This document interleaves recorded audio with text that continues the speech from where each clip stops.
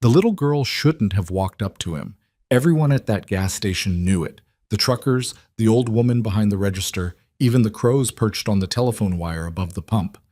They all went still when Mattie Mercer crossed that cracked asphalt and held out a crumpled $2 bill to the most dangerous man in the Mojave Desert.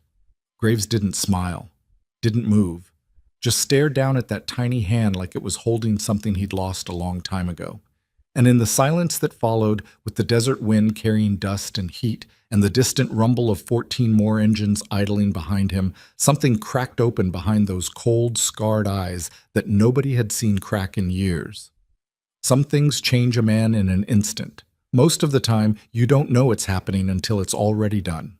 Hey, if you're just finding this channel, welcome. This story is going to take everything from you and give it back differently. Stick with us all the way to the end. Hit that like button, drop a comment, and tell us what city you're watching from tonight. We've got people tuning in from all over, and we want to know where you are. Now let's go. The Honda Civic died at 11:47 in the morning, 4 miles west of nothing and 6 miles east of less than that. Raina Mercer knew the sound before the dashboard lit up.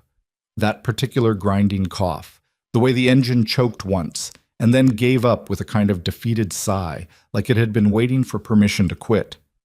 She coasted on whatever momentum the car still had, steering onto the gravel shoulder of Route 247 with both hands tight on the wheel and her jaw locked against the words she wanted to say out loud. Mattie was in the back seat. Mattie was always in the back seat, watching, listening, cataloging everything her mother did under pressure and filing it away in that terrifying 6-year-old memory of hers. "Mama? I know, baby. Give me a second." The Mojave in October was its own particular cruelty. Not the killing heat of July, not dramatic enough to earn sympathy, just a relentless bleaching warmth that pressed down on everything and drained color out of the world by noon. The sky above Route 247 was the white blue of old bone. The scrub brush on either side of the road looked like it had been waiting to die for 20 years and hadn't gotten around to it yet. A gas station sign was visible maybe a quarter-mile up. Sun faded, the logo of some brand that had gone under a decade ago still clinging to the pole like it hadn't gotten the memo. Raina got out and pushed. She was 31 years old and looked like someone who had been 31 years old for a very long time. Not old, something else, worn down to the essential. Her dark hair was pulled back with a rubber band she'd found in the glove compartment, and the jeans she was wearing had a tear at the left knee from when she'd stumbled carrying boxes down the stairs of the house 3 days ago.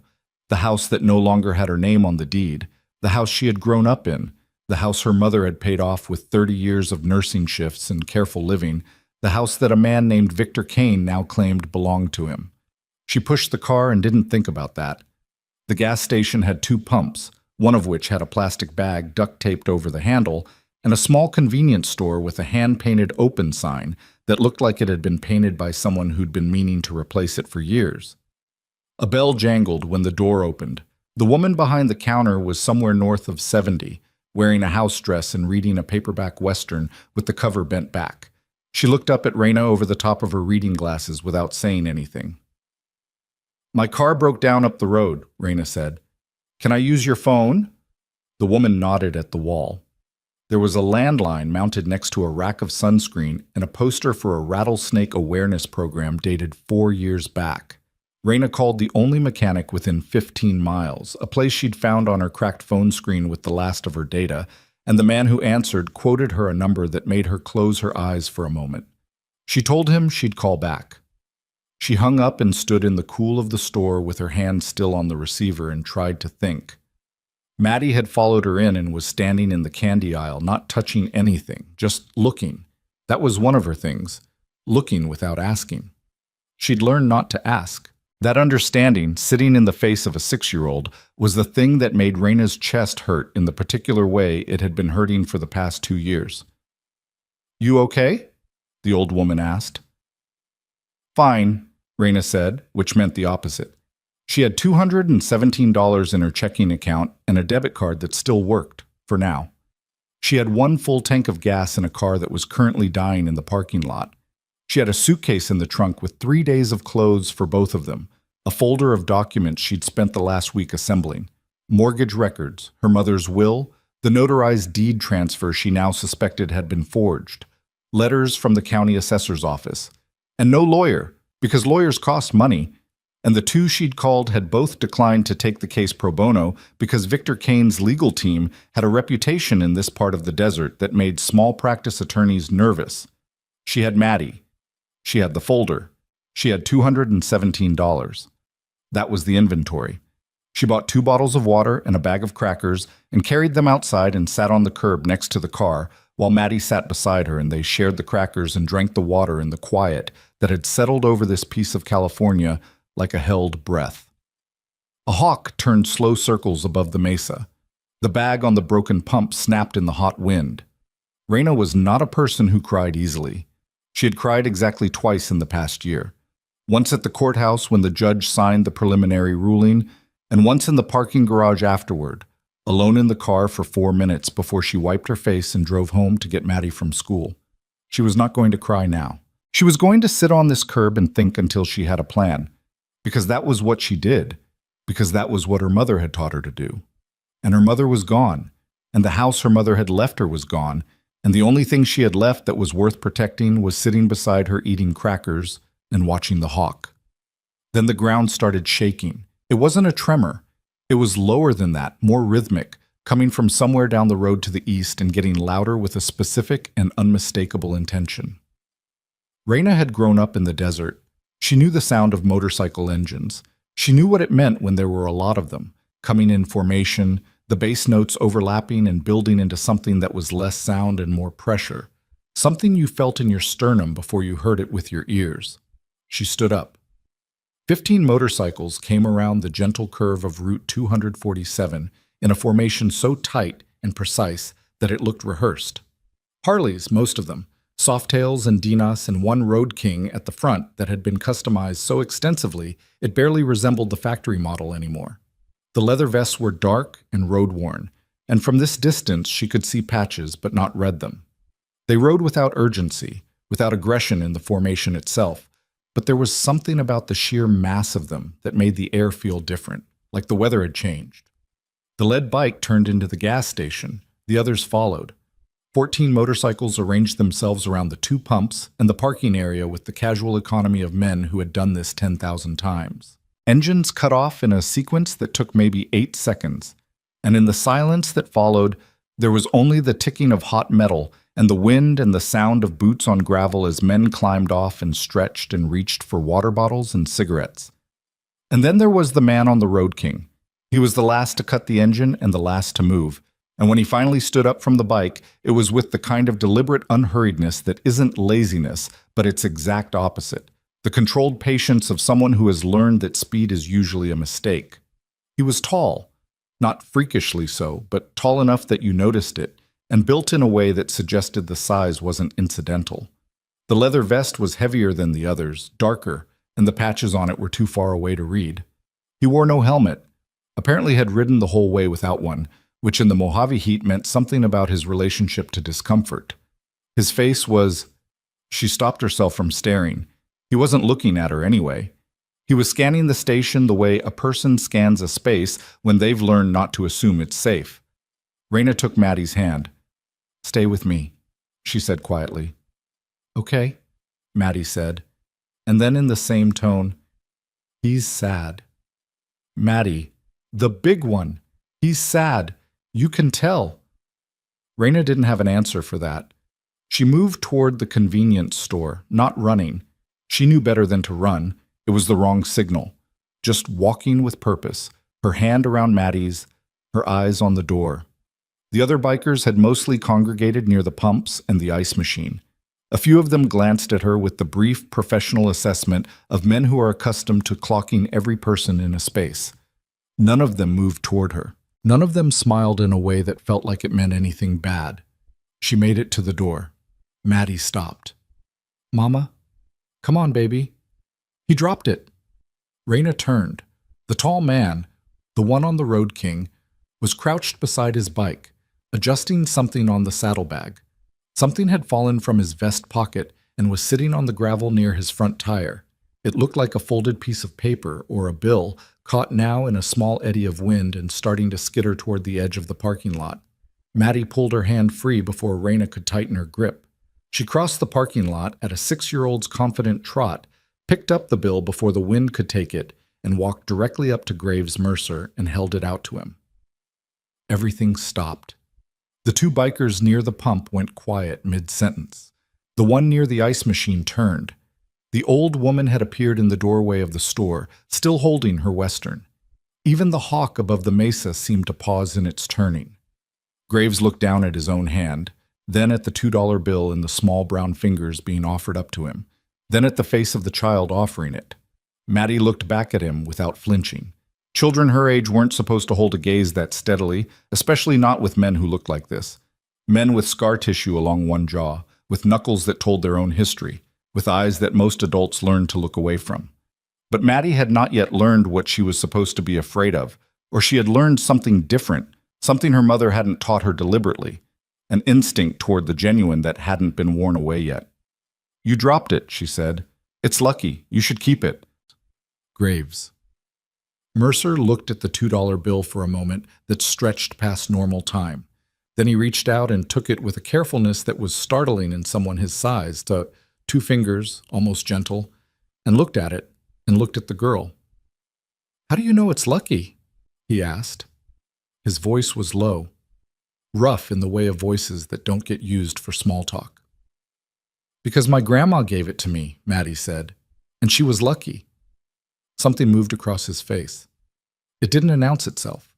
It was subtle in the way the most significant things are.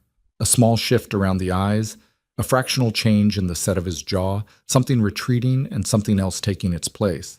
Something that hadn't been there a moment before. "Was," he said.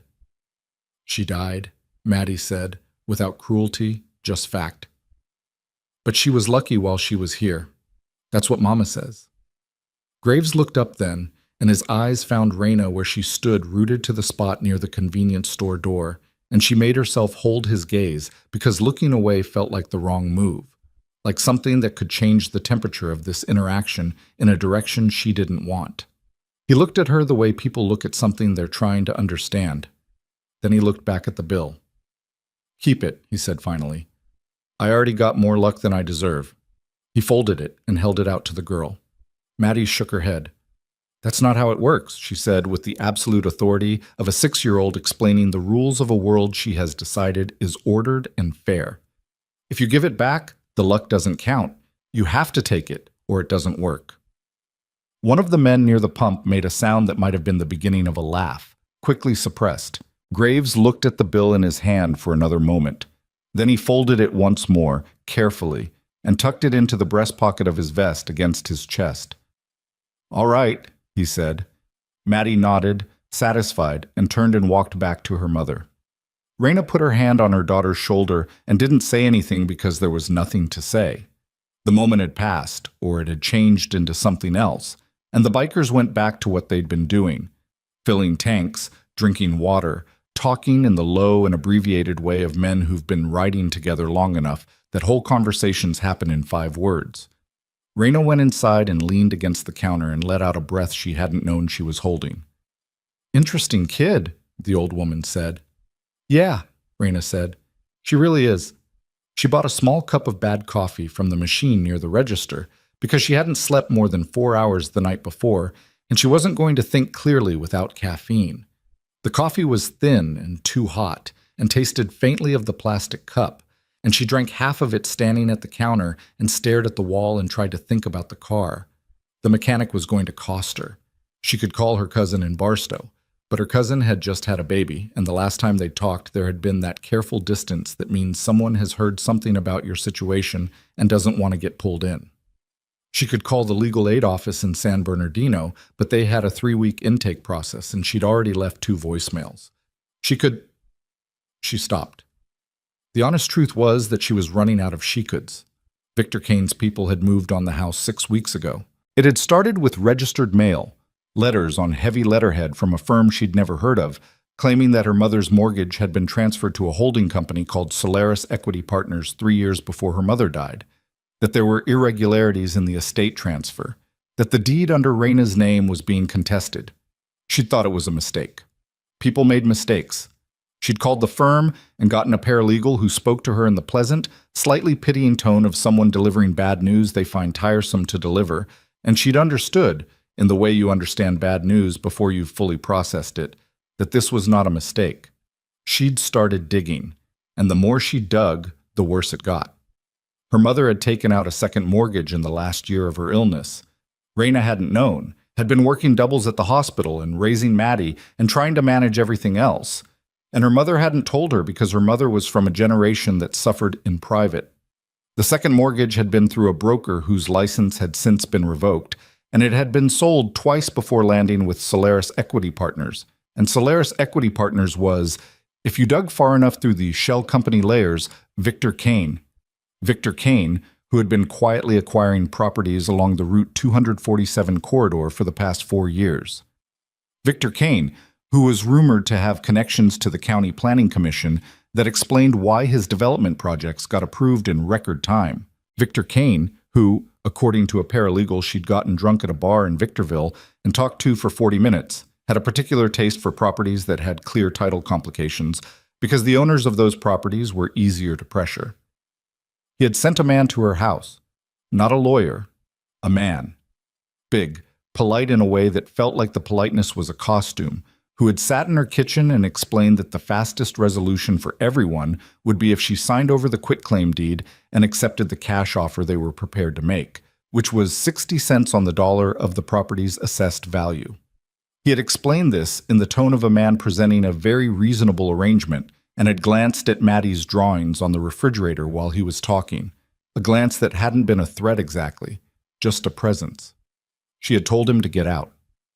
3 days later, her car had been broken into, and the folder of documents she kept in the trunk had been gone through. Not stolen, but gone through, sorted, photographs possibly taken.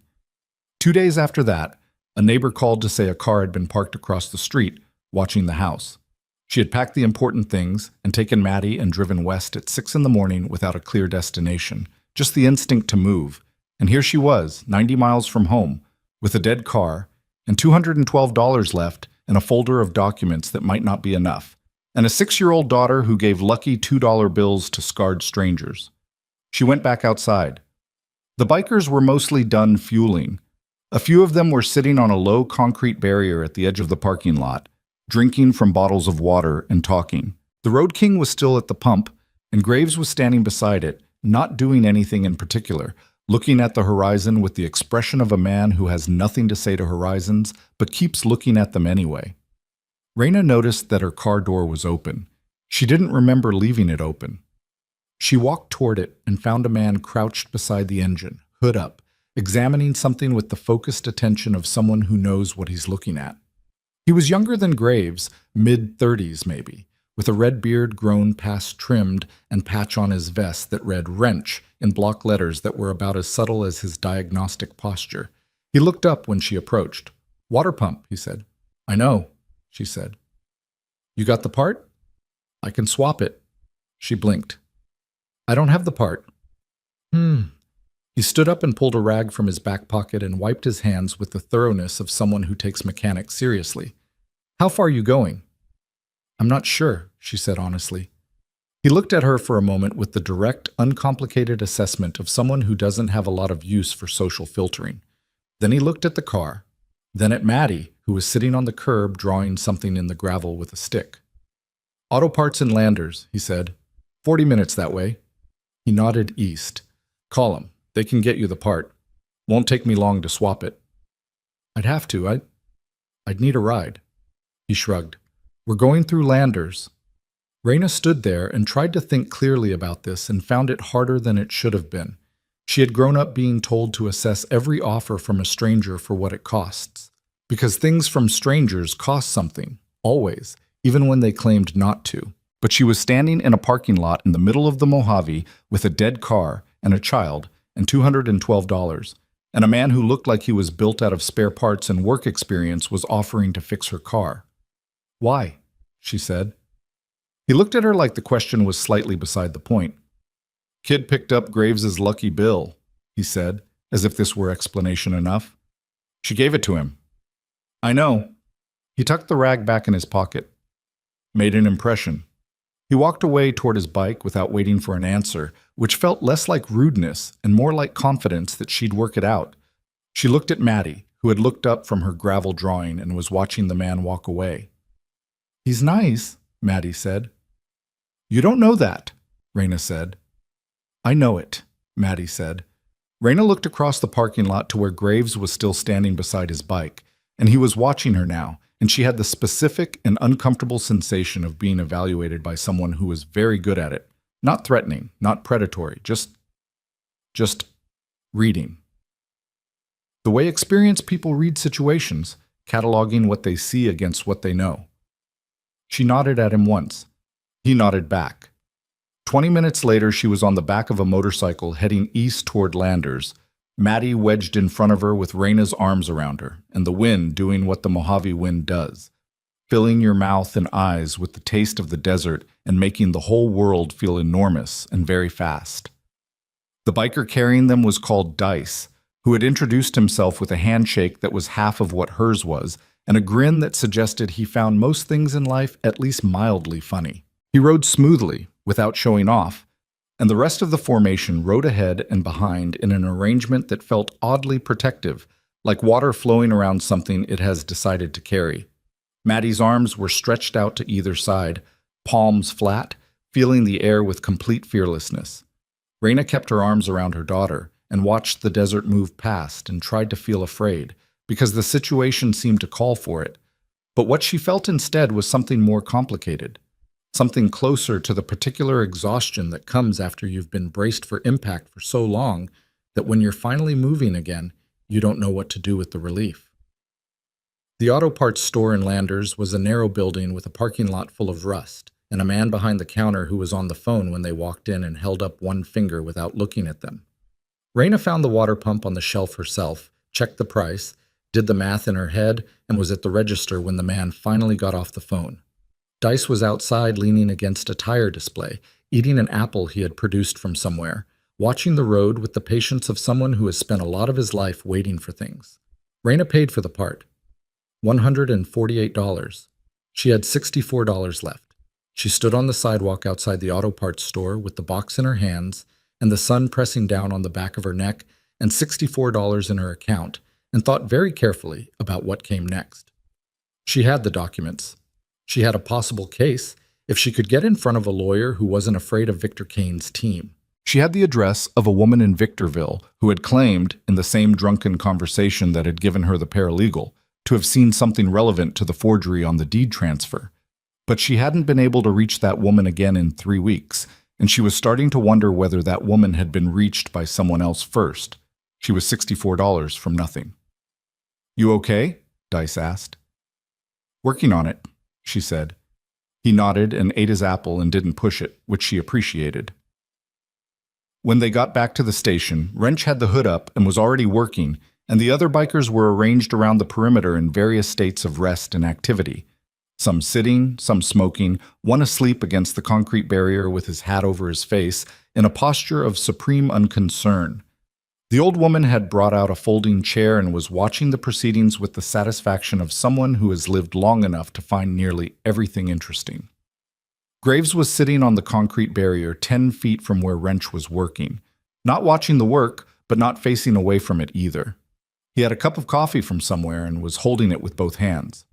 He looked up when Raina walked over, and she sat down on the barrier a few feet away because standing felt too much like waiting for something she wasn't sure she wanted. Your mechanic is fast, she said. Best in 3 states, Graves said. Maybe 4. You ride together long. Long enough. He drank the coffee. Where are you headed? Victorville, she said, because it was technically true even if it wasn't the whole truth. He said it like a word that means I'm not asking more, but I noticed the pause. I've got a situation, she said. Not asking for anything. Just stating it. The way you state the weather. He looked at her. Property dispute, she said. Someone with lawyers and money. I've got documents that might be enough, and I've got a person who might be willing to testify, and I've got a 6-year-old and $64. She wasn't sure why she was telling him this. Maybe because he had a face that suggested he'd heard worse and survived it. And there was a particular comfort in talking to someone who gives you that impression.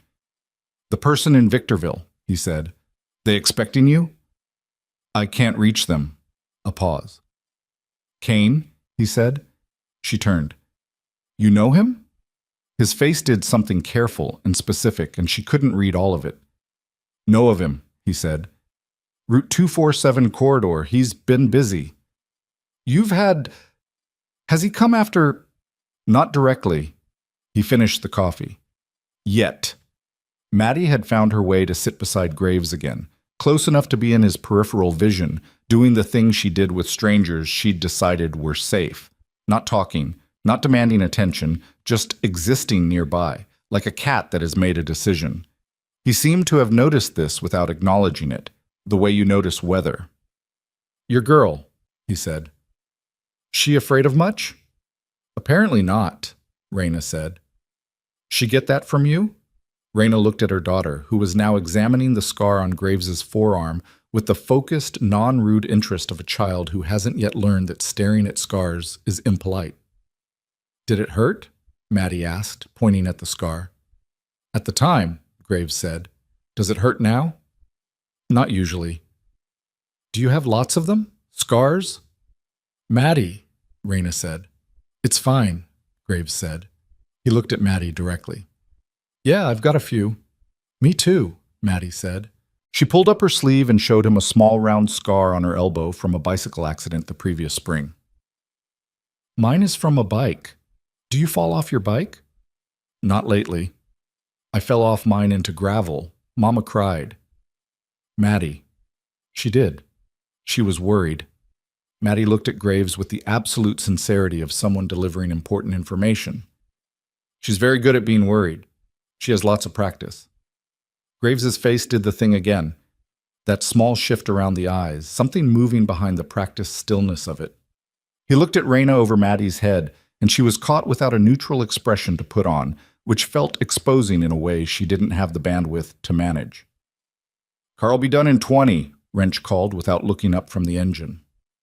The afternoon was tilting toward the particular amber of late desert light, and the shadows from the pumps were getting long, and somewhere to the north a bird was making a sound that didn't have a name she knew. A few of the bikers had drifted inside for more coffee and were now drifting back out, and the shape of the gathering had a loose, unhurried quality that felt more like a rest stop than a destination. Raina watched Graves reach into the breast pocket of his vest and look at the $2 bill. He unfolded it and looked at it for a moment and then folded it back up with the same careful deliberation as before. "She gave this to you like she was giving you something she meant," he said quietly. "Not to Raina specifically, not to anyone." "She did," Raina said. He folded the bill one more time and put it back against his chest. "What's in the folder?" he said. She told him, not all of it. The broad shape, the forged transfer, the broker whose license had been revoked. The timeline that she'd reconstructed from county records showing that the second mortgage had been created and transferred in a window that didn't line up with what her mother had been physically capable of signing. She told him about the man who'd come to the house, and the car that had watched, and the 3 weeks of silence from the woman in Victorville. He listened without interrupting. That was its own thing. The quality of his listening, which was complete and unrushed and felt like something being offered. When she finished, he didn't say it would be okay. Didn't tell her she was strong. Didn't give her any of the reflexive reassurances that people gave you when they wanted to help, but didn't know how. He just sat with what she'd said for a moment the way you sit with something real. "Victorville," he said. "This woman, she's the key?" She saw the signing. She was there when the broker brought the papers. If the documents are forged, she can confirm what was actually presented. And Kane knows about her. "I think he does. I think that's why she stopped answering." He nodded slowly. Wrench stood up from the engine and slapped the hood down and pulled off his gloves. "She'll run," he said. "Get it checked properly when you get where you're going, but it'll hold." Raina stood. "What do I owe you?" Wrench looked at her like she'd asked something that didn't translate. "Nothing," he said. "Buy me a coffee next time." "I might not." "Next time," he said again, and picked up his tools. Raina loaded Maddie into the back seat of the newly functional Honda and sat in the driver's seat for a moment with both hands on the wheel and the engine running clean, and thought about $64 and Victorville and a woman who had stopped answering her phone. She thought about the folder in the trunk and the 3 weeks she'd been running, and the fact that she was no closer to a lawyer than she'd been when she started. She was getting out of the parking lot when she saw Graves's Road King in her rearview mirror, still parked at the pump. He was standing beside it, looking at her. She should drive. She should pull onto 247 and point the car east and get to Victorville before it got dark, because driving in the Mojave after full dark was its own particular problem, and she couldn't afford any more particular problems today. She pulled to the edge of the lot and stopped, rolled down the window. Graves walked over. "The woman in Victorville," he said. "What's her name?" Raina hesitated. Every instinct she had about trusting strangers was running quiet counter-arguments against every practical thing she knew about her situation. She looked at the breast pocket of his vest where the $2 bill was. She looked at Maddie in the mirror, who was watching Graves with the expression she had for things she'd already decided about. "Sheila Voss," Raina said. "She lives off of Hesperia Road." He nodded. "If she's not there," he said carefully, "or if she doesn't answer, call the number on this." He held out a card. Plain white, a phone number hand-printed, nothing else. "Before you do anything else. You understand?" She took the card. "Why?" she asked again. Because she hadn't gotten an answer the first time, and she was starting to think he had one. "Because Kane's operation doesn't stop at one person's house," he said. "And because some debts get paid different than others." He looked at the breast pocket where the bill was. She looked at it too. Then she looked up at his face and tried to read it and found it harder than most faces. But what was there? Behind the scar, behind the stillness, was something that had taken a long time to get there. Something that had survived things that should have killed it and was still, improbably, alive. She drove east. In the rear view, she watched the formation of motorcycles pull out of the station, heading west, growing smaller in the mirror and then disappearing around the curve. She drove for 20 minutes. Then she called Sheila Voss's number. It rang 4 times and went to voicemail, and the message was a standard automated default with no name on it. And when Raina pulled up the text she'd exchanged with Sheila 3 weeks ago and sent one now, she watched the delivered notification appear, and then, after a moment, disappear. Messages read, "No response." She drove another mile with her hands tight on the wheel and her mind running through scenarios she didn't like the shape of, and then Maddie said, very quietly, from the back seat, "Mama, that car has been behind us since the gas station." Raina checked the mirror. A black SUV, one headlight slightly angled wrong, riding 3 car lengths back. She'd seen it in the lot when she left, registered it as nothing, filed it away under the vast category of cars that were not her problem. She took the next exit without signaling. The SUV took it too. Her hands tightened on the wheel. The exit led to a 2-lane road that wound north into a neighborhood of industrial yards and storage units, and there was nothing ahead of her but the last of the afternoon light getting orange on the scrub hills. And 3 car lengths behind her was a car that had been behind her since the gas station and had just followed her off the freeway without hesitation. Her phone was on the seat. She picked it up. She looked at the number on the plain white card. She called it. It rang once. "Yeah," said a voice she recognized. "I'm being followed," she said. Her voice was steady. She was very proud of that. Black SUV, one headlight angled. I'm on the road off exit 103 heading north. A pause that lasted exactly 2 seconds. "Keep driving," Graves said. "Don't stop. Don't speed up. We're already moving." Already moving. He'd said already. "How?" "Drive," he said. "We'll be there in 8 minutes." He hung up. Raina drove. In the back seat, Maddie had her rabbit pulled tight against her chest, and she was looking out the rear window at the black SUV with an expression that was not quite afraid.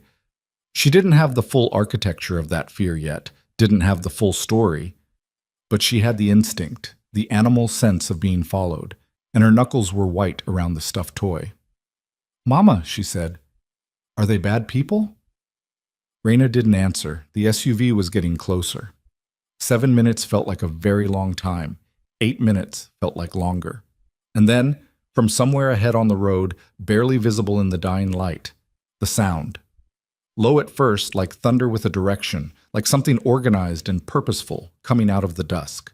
And then louder, and then the first headlight appeared around the bend ahead, and then another, and another, until the road was full of them, a wall of moving light coming directly at her. She pulled to the right and stopped. 15 motorcycles rolled past her at a controlled 20 miles an hour. Not fast, not dramatic, just present, just filling the road with the particular weight of collective intention. And as they passed, they bracketed her car on both sides with a physical sureness that was its own kind of language. The Road King was at the front. Graves looked at her through the window as he passed. The look lasted maybe 1 second and communicated something she didn't have words for, something that was not a promise but functioned like one. In the mirror, she watched the formation slow behind her and surround the black SUV, which had stopped, which was sitting very still, whose occupants she could not see but whose response she could read clearly in the complete absence of movement. Nobody got out. Nobody got aggressive. The motorcycles just sat there, idling, 14 pairs of headlights trained on the SUV like a question being asked in a language that didn't require words. The SUV sat for 30 seconds. Then it backed up, made a slow 3-point turn, drove away.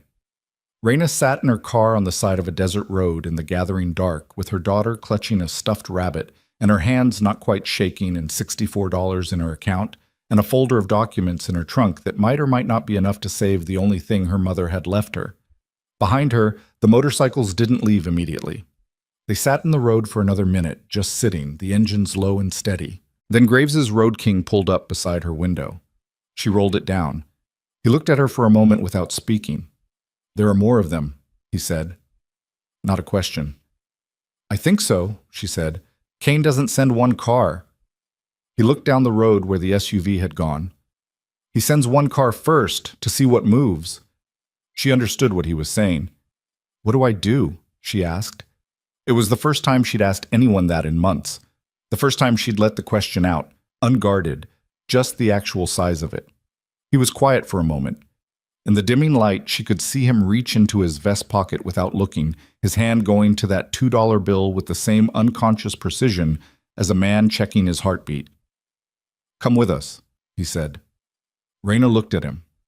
Then she looked in the mirror at Maddie, who had her face pressed against the back window, watching the bikers on the road behind them with an expression that was not fear and not wonder exactly, but somewhere between them, the expression of a child who is watching something she will not forget.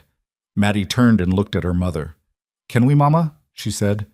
And Raina was still formulating an answer when the night settled fully over the desert, and the Harley engines rolled steady around her like a sound that meant something she hadn't let herself name yet.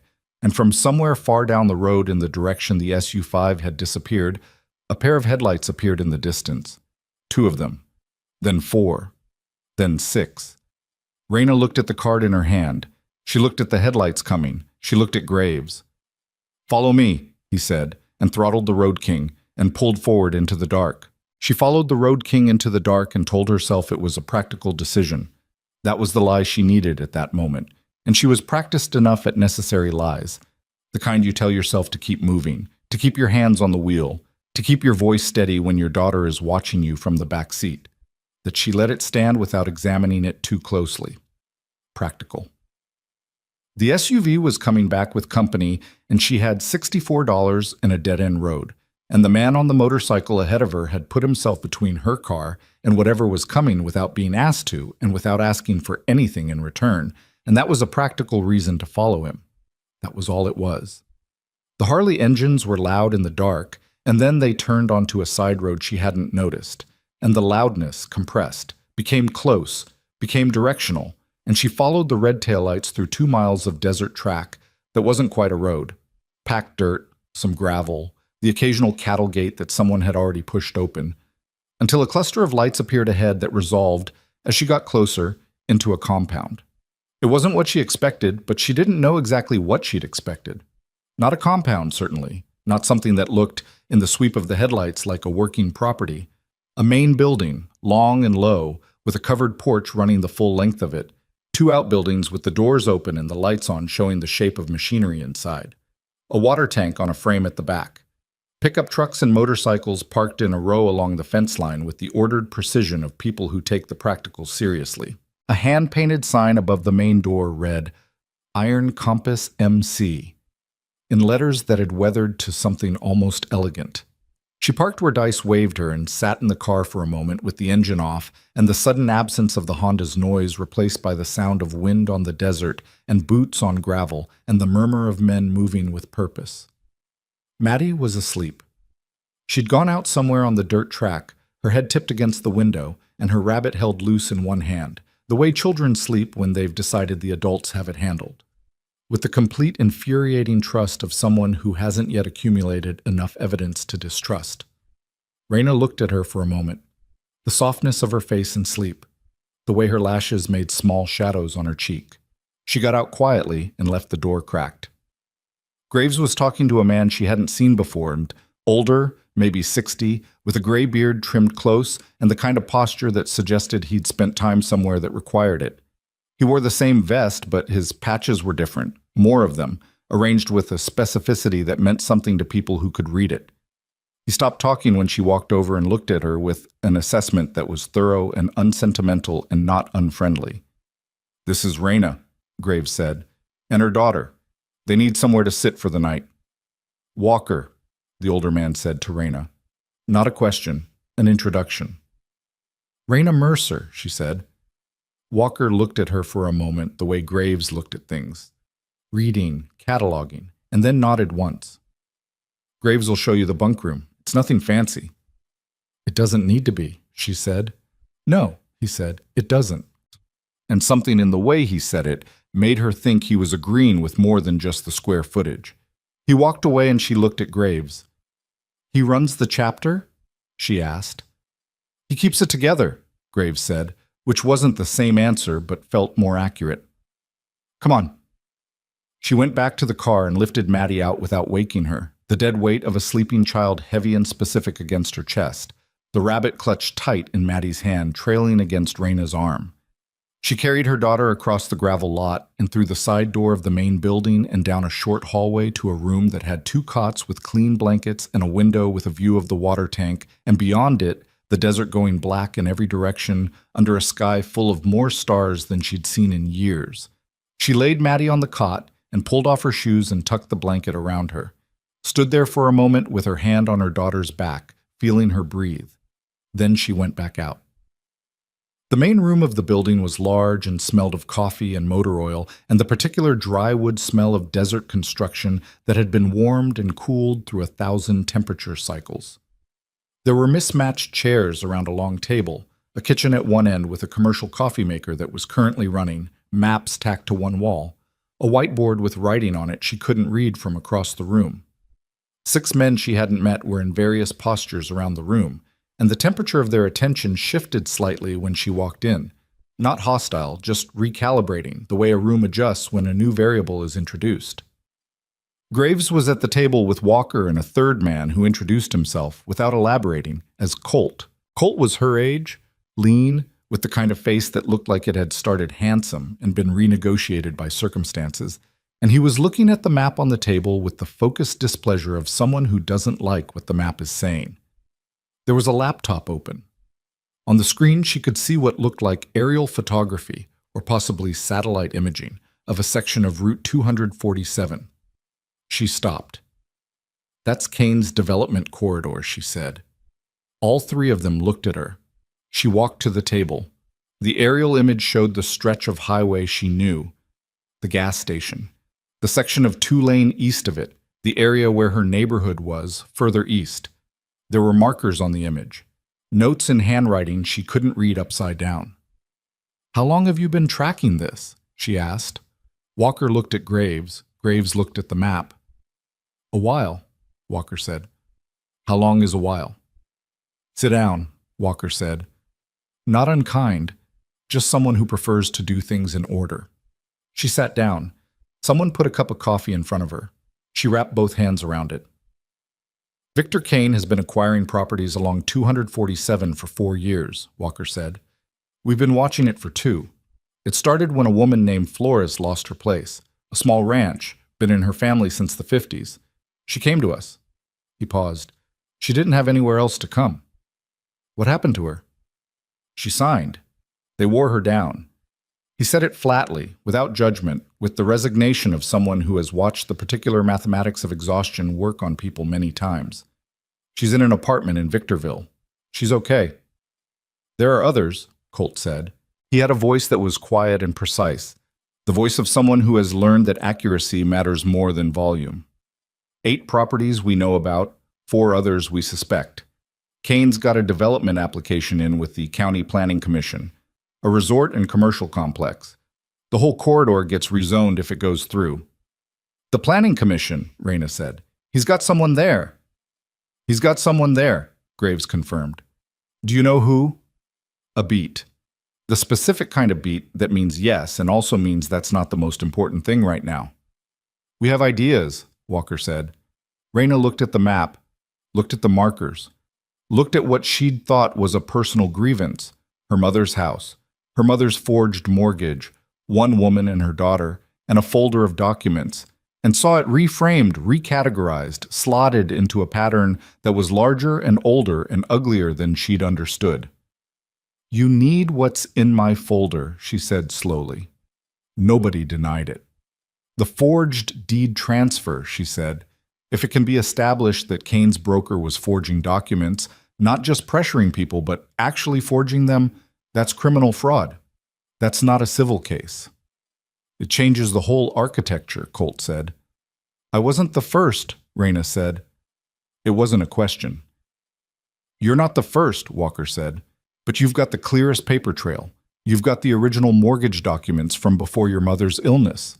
You've got the timeline, and you've got Sheila Voss, Raina said. The room got quieter, not in a way that was loud, just a subtle shift, the way a temperature drops before a storm. You know about her, Raina said. We know she existed, Graves said carefully. We know she talked to you. Do you know where she is now? He looked at the table. That was answer enough. Raina put her coffee down.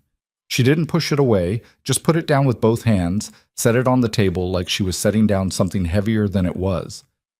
3 weeks of unreturned calls, messages delivered and unread, or read and unanswered. The apartment in Victorville she'd been driving toward. The woman who had been there, who had seen the signing, who had been willing to talk until she wasn't. Is she alive? Raina asked. We don't know, Walker said, and the honesty of it hit her differently than reassurance would have. She sat with that for a moment. Kane moves people, Colt said. He doesn't... He stopped, chose words with deliberate care. He's a businessman. He uses leverage, money mostly, sometimes other things. Another pause. Sheila Voss had a son, in Fresno. She worried about him. The coffee was getting cold in the cup and she wasn't drinking it. So she's gone, Raina said, or she's been paid or scared into silence, which means the documents are what you have, Walker said. If they're as clean as you say. They're clean, but clean documents without a witness willing to confirm the circumstances of signing. She stopped. She knew how this worked. She'd been learning how this worked for 6 weeks. I need more. I need someone Kane paid or coerced who's willing to say so on record. I need the broker or someone connected to the broker. The broker moved to Nevada after his license was revoked, Colt said. Name's Fitch, Dale Fitch. He's in Reno. He's been in Reno for 2 years.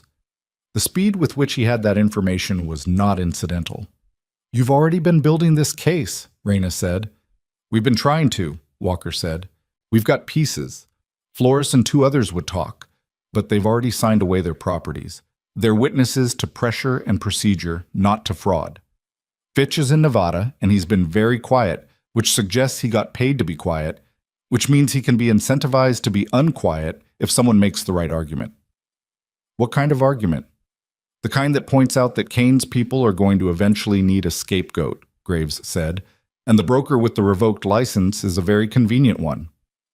It was the most he'd said it once since the parking lot, and he said it with the measured precision of someone who has thought about it, and the logic of it was clean and cold and true. You need someone to go to Reno, Raina said. We need someone Fitch will talk to, Walker said. Someone who isn't us.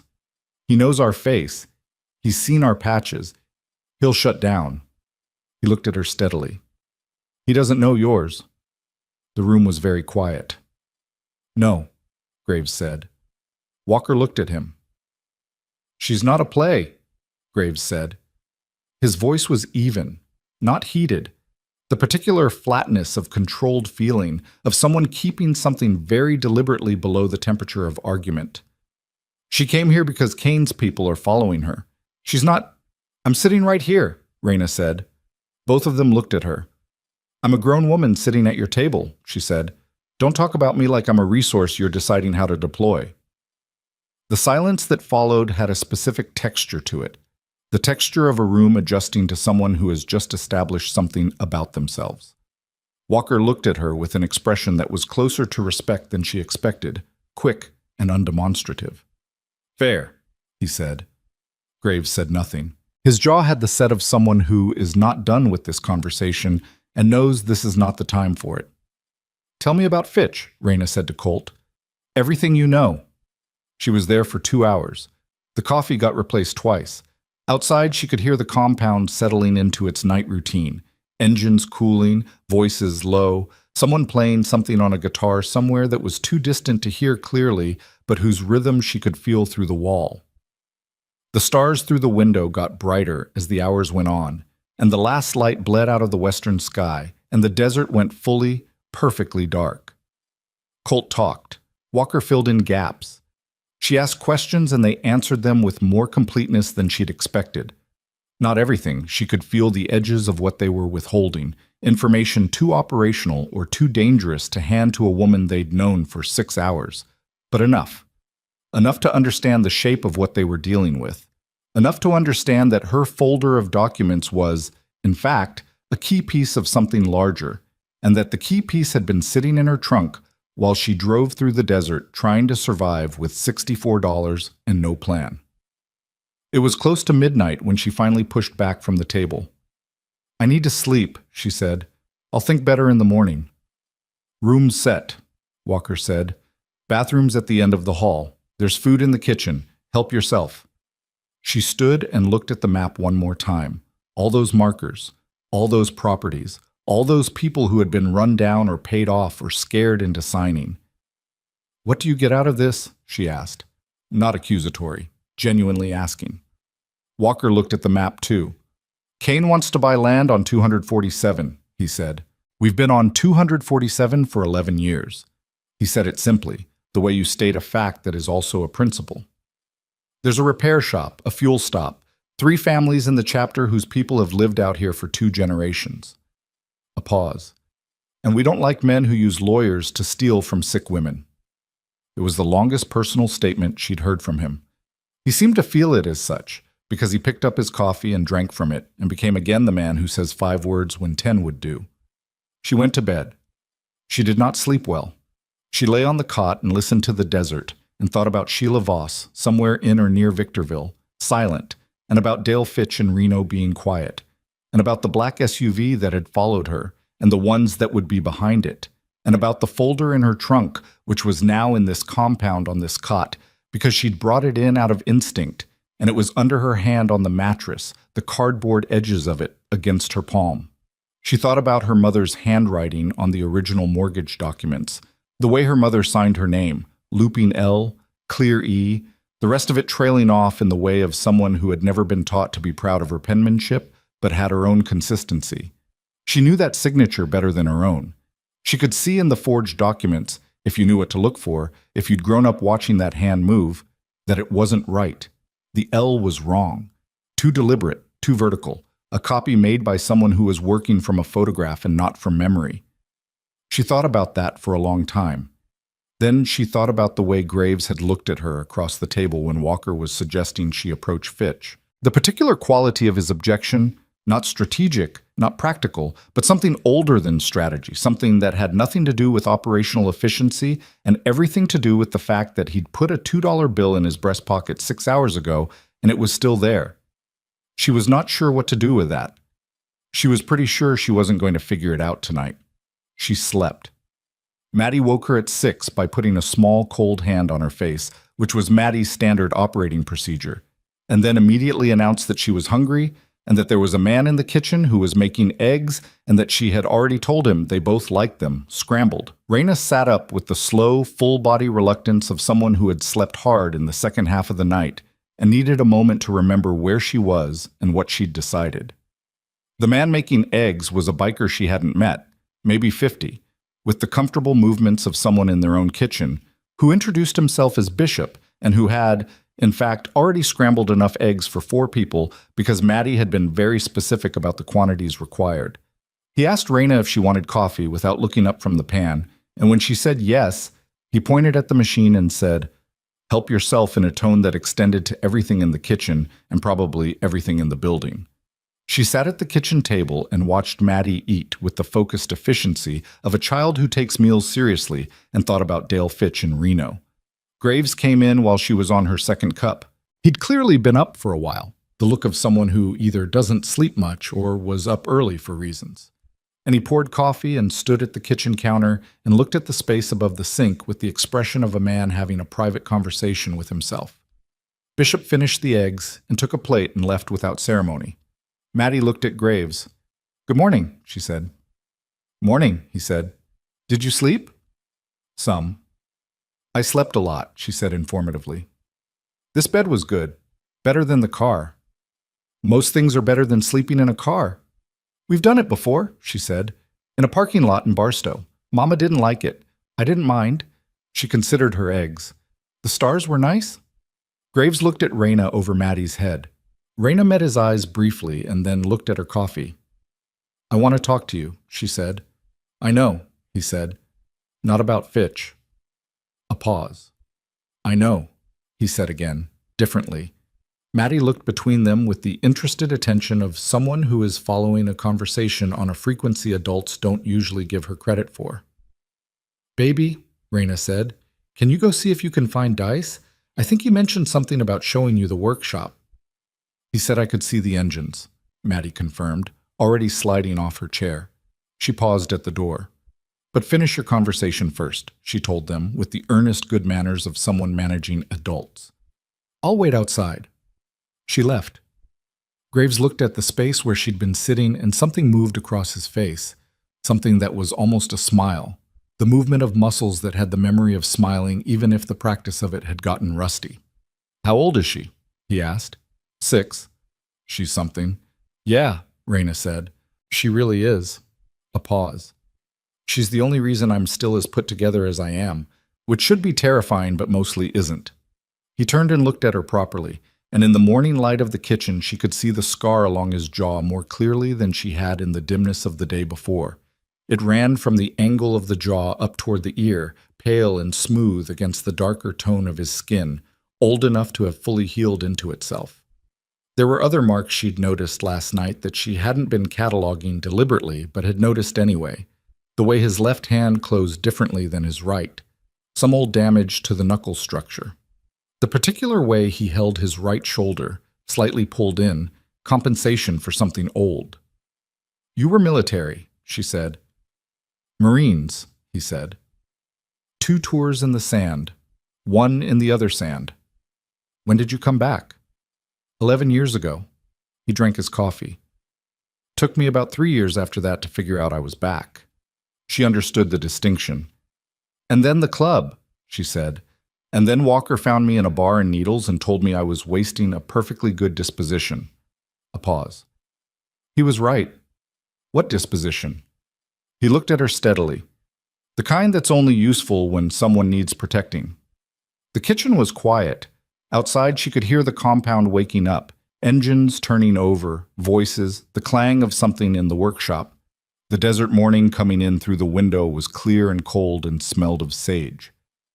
"You can't go to Reno," he said. It wasn't what he'd meant to say first. She could see that, the slight recalibration. But it came out before whatever he'd prepared. "You can't make that decision for me," she said without heat. "I know that." He set the coffee down. I'm saying it because Fitch isn't alone in Reno.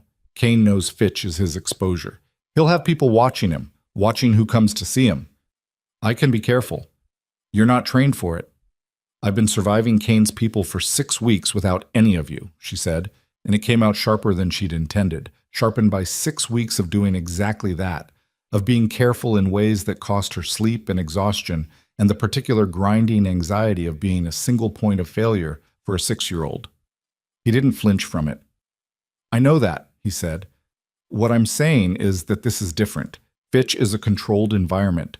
Kane's people know every face that comes near him. They've been running surveillance on him since when? He stopped.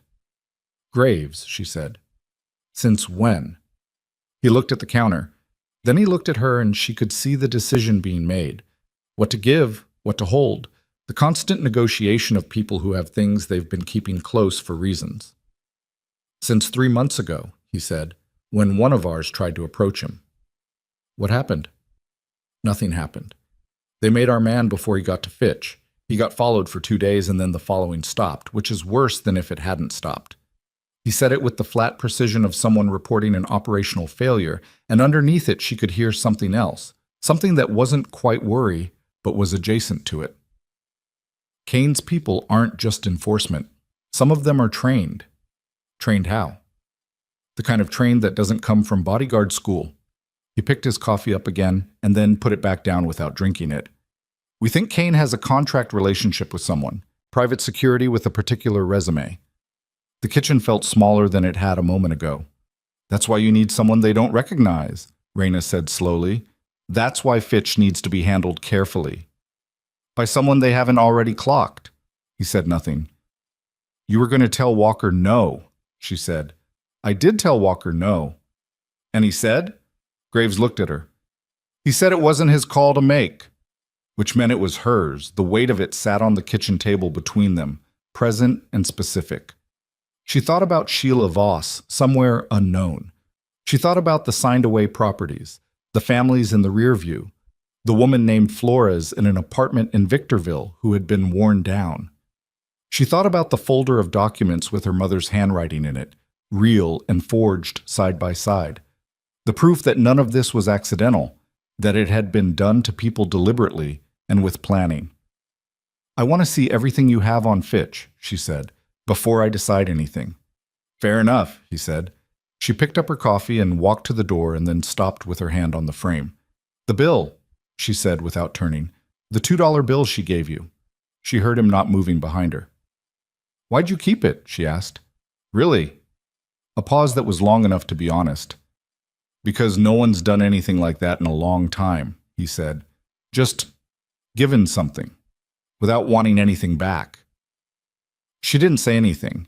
She went out into the compound morning and found Maddie standing exactly where she'd said she'd be, outside the door, in the cold desert air, waiting with the patient confidence of someone who had been told to wait and took that seriously.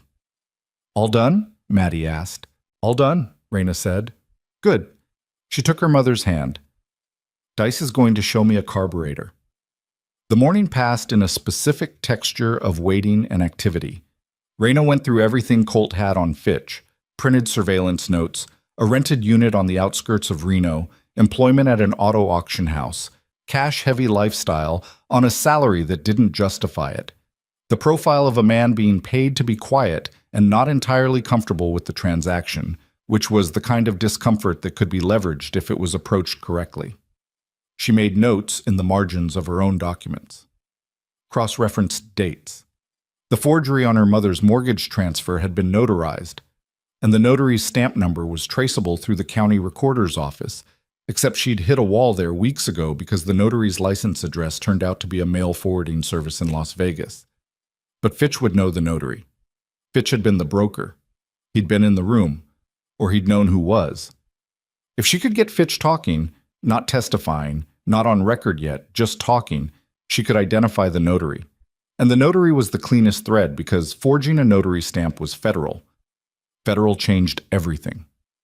She was in the middle of this when the sound she'd been half listening for all morning stopped. The compound had been running on a continuous ambient track. Voices, engines, the distant guitar she'd heard last night now resolved into Wrench playing something low and repetitive on the porch.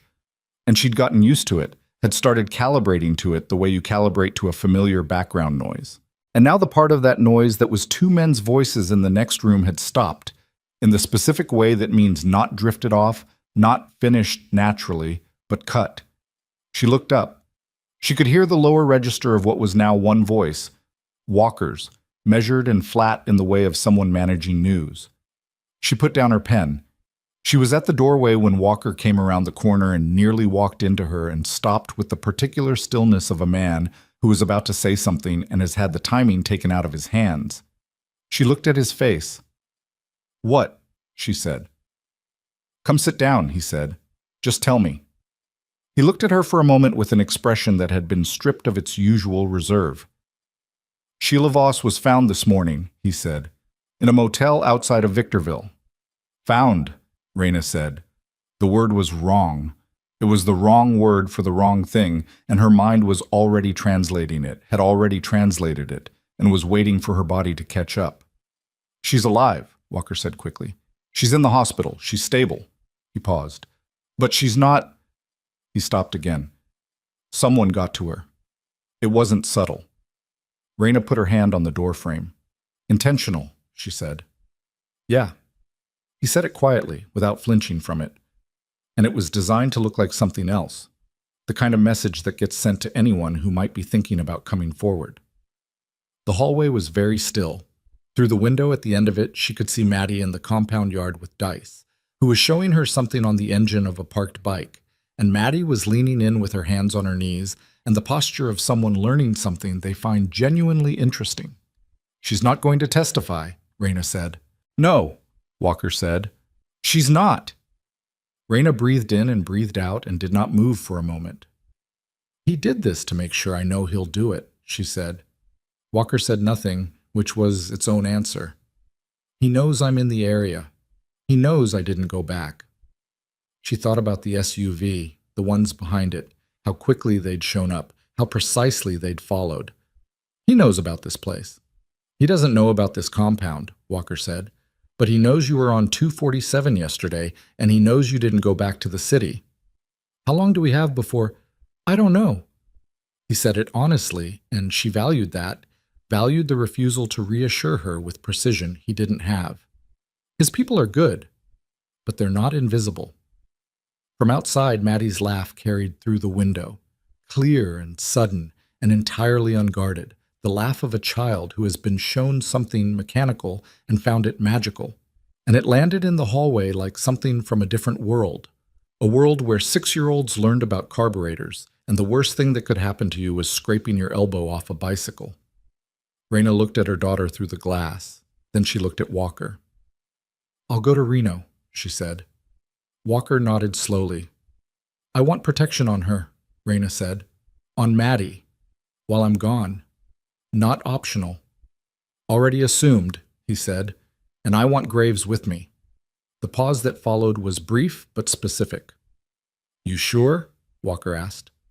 She thought about the $2 bill. She thought about the way he'd listened to her in the parking lot, and the way he'd said already moving, and the way he'd put himself between her car and the SUV without ceremony or grandstanding, just presence. She thought about the way he'd looked at her over Maddie's head this morning, with that face that was still learning how to be a face again. "I'm sure," she said. Walker reached for his phone, and in the yard outside the window, Maddie looked up from the engine and found her mother through the glass and held her gaze for a moment with those eyes that didn't miss things, and something passed between them, wordless, motherless in the way that all the most essential things between them were wordless. And Maddie's expression shifted slightly, from laughter to something older, and she gave one small nod, as if she'd been consulted, as if she'd agreed. Then she turned back to the engine. Graves was on the porch when Walker found him, sitting on the rail with a cigarette and the expression of someone who had already done the math on how this was going to go and was making his peace with the answer. Walker said 3 words to him. He finished the cigarette without hurrying, crushed it under his boot, and stood. He looked through the porch window at Raina, who was back at the table with her notes and her folder and the cold second cup of coffee she kept forgetting to drink. And she was writing something in the margin of a document with the focused intensity of someone who is building something out of what she has left, using every piece, wasting nothing. He put his hand in the breast pocket of his vest. The $2 bill was still there. He wasn't sure what he believed about luck. He had reasons to believe in nothing, had been given those reasons systematically over years in the specific school that the desert and the Corps and the 3 years after the Corps had run on him. He had been emptied of most of the things that people filled themselves with to get through the day. He'd been empty for a long time, and he'd gotten used to it, the way you get used to anything that doesn't kill you. The girl had given him a $2 bill like she was giving him something real. And it was real. He didn't know what that meant yet, but it was real. He went inside. He pulled a chair up across from Raina and sat down, and she looked up from her notes, and he looked at her. And between them on the table was the map and the documents, and 6 weeks of her survival and 11 years of his. And outside the sun was getting high and hot on the desert, and the compound was alive, and Maddie was laughing somewhere. And in Victorville, a woman was in a hospital bed who had made the mistake of knowing something worth knowing. "Tell me your plan," he said. She told him. He listened. And when she was done, he looked at the notes she'd made and the timeline she'd constructed and the thread she'd found, the notary, the federal angle, the leverage point on Fitch, and he said nothing for a moment. Then he said one thing. "It'll work," he said. "If we move tonight." She looked at him. "Tonight," she repeated. "Kane's people don't know where you are yet," he said. "Tomorrow is less certain. The night after is a question I don't want to ask." He met her eyes. "We move tonight or the window closes." She looked at the folder. She looked at the door through which, somewhere beyond it, Maddie was learning the name of engine parts from a man with a red beard and a calm she hoped was genuine. "Okay," she said. She didn't look afraid when she said it. She looked like a woman who has been afraid for 6 weeks and has run out of the luxury of letting it show. But under the table, out of sight, her hand was pressed flat on her thigh, holding still. Graves saw it anyway. He said nothing. He reached across the table and turned the map so she could see it better, and started talking through the route, and she picked up her pen and started taking notes, and outside the desert held its breath in the particular way it did before the temperature dropped, before the sky went from white blue to the serious dark of a night that was coming whether anyone was ready for it. She was almost ready. He was almost ready. And 200 miles north, in a rented unit on the outskirts of Reno, Dale Fitch was watching a baseball game and drinking a beer and trying very hard not to think about the documents he'd notarized for a man named Kane 3 years ago. And why the man Kane had sent to check on him last week had smiled in a way that suggested checking on him was not the only thing he was prepared to do. Fitch had been quiet. He'd been paid to be quiet. But quiet was getting heavier by the day, and there were moments, watching the game, drinking the beer, when he thought about picking up the phone and calling someone, anyone, and saying what he knew, before someone decided that the man who knew too much was a problem more efficiently solved than managed. He hadn't made that call yet. He was running out of reasons not to. They left at 9.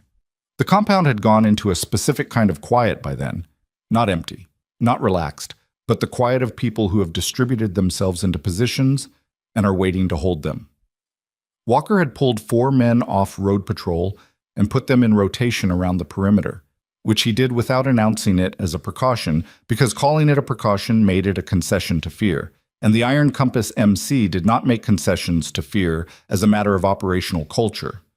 Raina had watched this happen from the doorway of the main building with the folder held against her chest, and understood that the quiet was not peace, but preparation, and the distinction mattered. Maddie was asleep again. Bishop had read to her from a field guide to desert wildlife that he'd pulled from a shelf in the main room. Apparently the Iron Compass compound had an unlikely library. And she'd gone out mid-description of the banded Gila woodpecker with one hand curled under her cheek and the rabbit against her chin. Bishop had closed the book and looked at the sleeping child for a moment with an expression Raina hadn't expected on his face, something bare and careful, before he put the book on the nightstand and left without a word. She'd sat with Maddie for 3 minutes, not doing anything, not saying anything, just being in the room with her daughter in the way you needed to be sometimes, when the distance you were about to put between you felt larger than the miles. "I'll be back tomorrow," she said, to the sleeping shape under the blanket. Maddie didn't answer.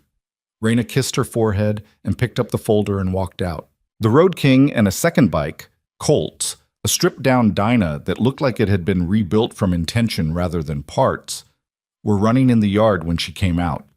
The cold had settled in fully, the Mojave shedding its daytime heat with the completeness of a desert that has no ambivalence about temperature, and her breath made shapes in the air. She had her jacket zipped and the folder in a waterproof bag she'd borrowed from Wrench, and she stood for a moment in the yard and felt the specific quality of the night, vast, dark, the stars extraordinary above the compound, the kind of sky that made the earth feel very small and very exposed. Graves handed her a helmet without comment. She put it on. They rode north. Colt rode ahead as a moving blind. The operational logic was simple, if blunt. Any surveillance camera or passing patrol car clocks a lone bike as nothing notable, two bikes traveling together as companions. But the relevant thing was that Colt rode the route 20 minutes ahead and sent texts that said either clear or the single letter X. And Graves watched his phone in brief red light stops and said nothing either way, which Raina interpreted as clear because they kept moving. The miles came and went. The Mojave gave way to the specific flatness of the high desert north of Barstow, and then the gradual climb into the plateau country north of that, and the stars burned cold above the highway and the Road King's engine was steady under her.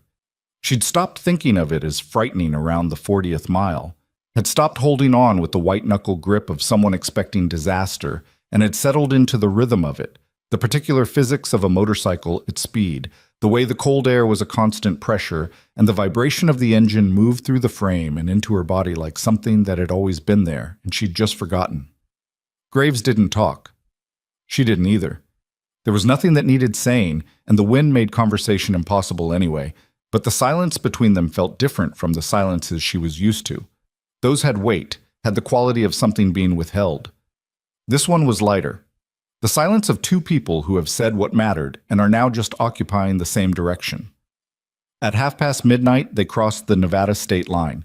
At 1:15, they pulled off the freeway into a truck stop outside of Jean and Graves, cut the engine, and they sat in the sudden absence of sound. And she became aware of her own body again. Stiff, cold through the jacket, despite its thickness, the backs of her thighs aching from the sustained position.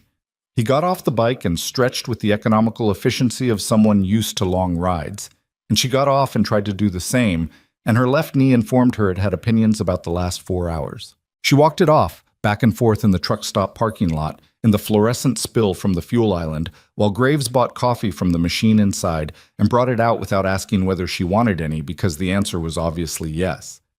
She drank half of it standing up. "Colt's already in the city," Graves said. He was looking at his phone. "He's got the address confirmed. Fitch's home. Lights on his unit until 11:30, then dark. Normal pattern." "You've been watching him long enough to know his lights pattern," she said. "Long enough." She looked at the phone. No texts marked X. "He doesn't know we're coming. No one approaches Fitch with advance warning. The last time..." He stopped. "Tell me," she said. He drank his coffee. "The man we sent 3 months ago. His name was Parrish. He was one of ours. Clean record, no priors, no flag in Kane's system is connected to Iron Compass. We thought he was invisible." A pause. "He called me from a parking garage in Reno at 2 in the morning 3 months ago. He said someone had been in his car. His hotel room had been accessed." He said it with the steady flatness of someone reporting a fact they haven't finished being angry about. "He didn't talk to Fitch. He came home.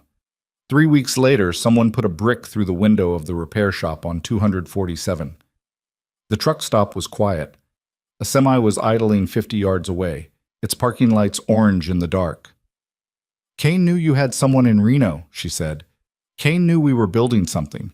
The brick was a message. Slow down or it gets worse." He turned the coffee cup in his hands. "We slowed down, for a while. And then I showed up at a gas station." He looked at her.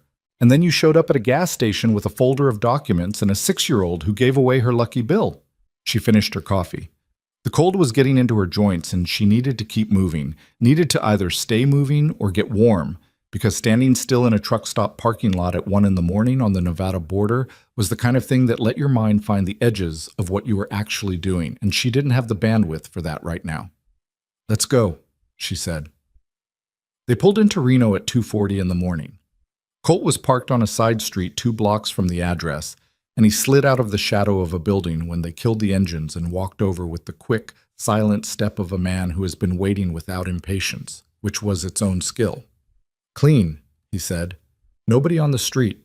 No parked vehicles with occupants. 2 cameras on the block, one on the 7-Eleven at the corner, one above the auto auction entrance, both facing outward." He handed Graves a folded piece of paper. "Unit 12, side entrance. Lights still off." "He's asleep," Raina said. "He was asleep," Colt said. 4 hours is enough. He'll be manageable."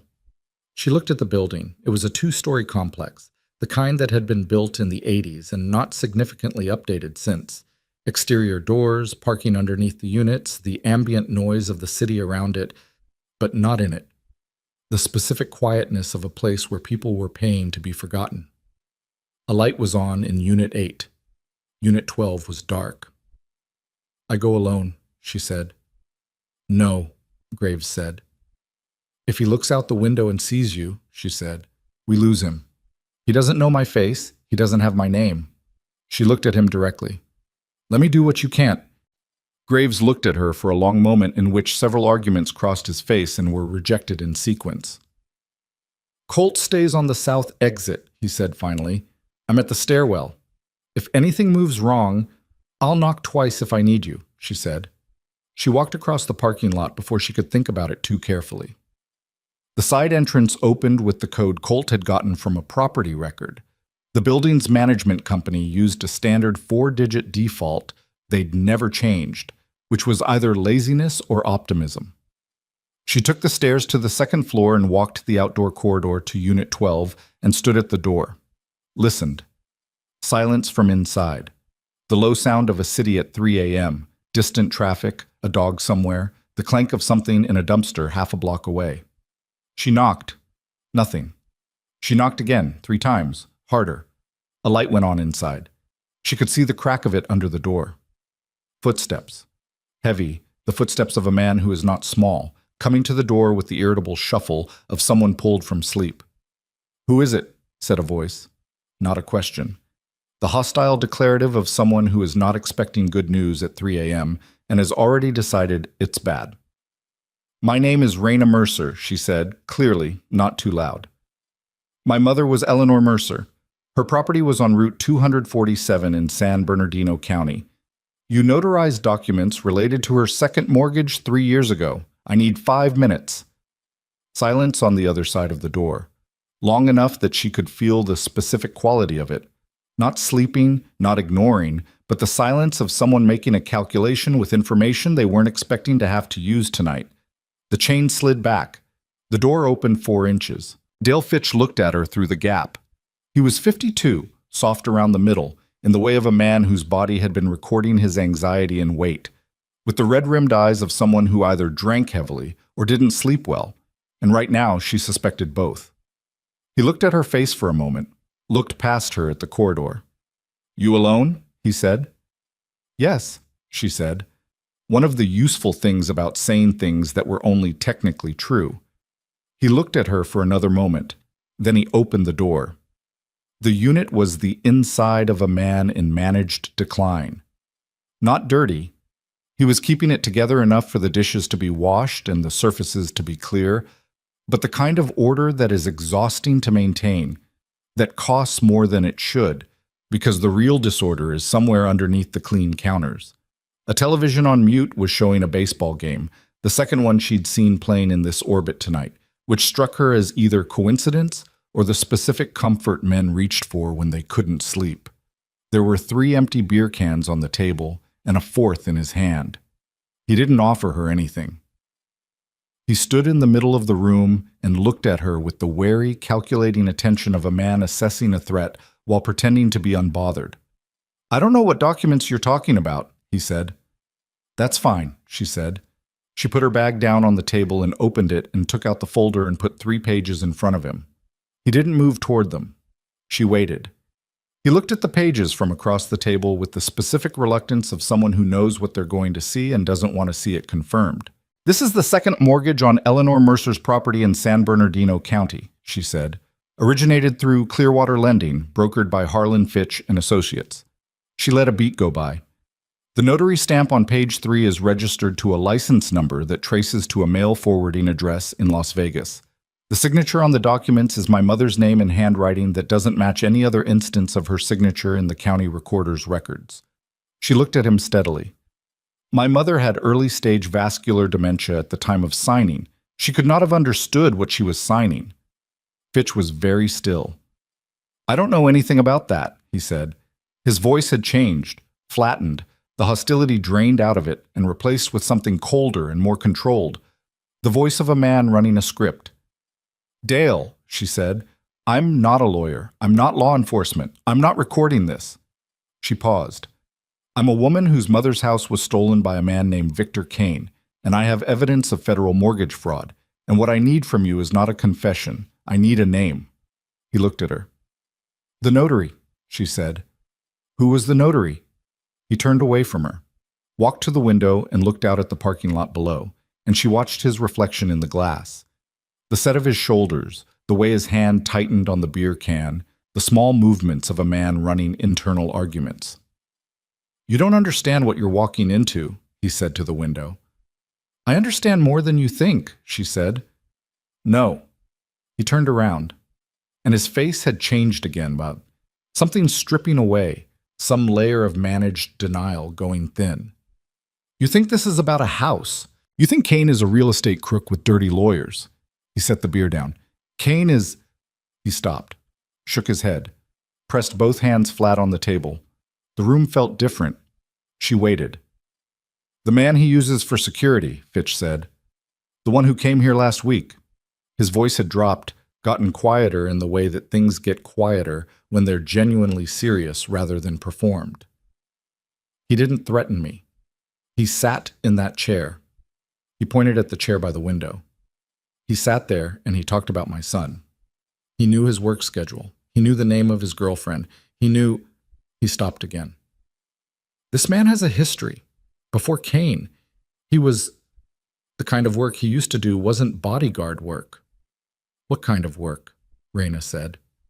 Fitch looked at her with eyes that had something in them she recognized from the past 6 weeks. The specific exhaustion of someone who has been carrying something they don't know how to put down. "The kind that doesn't get talked about," he said.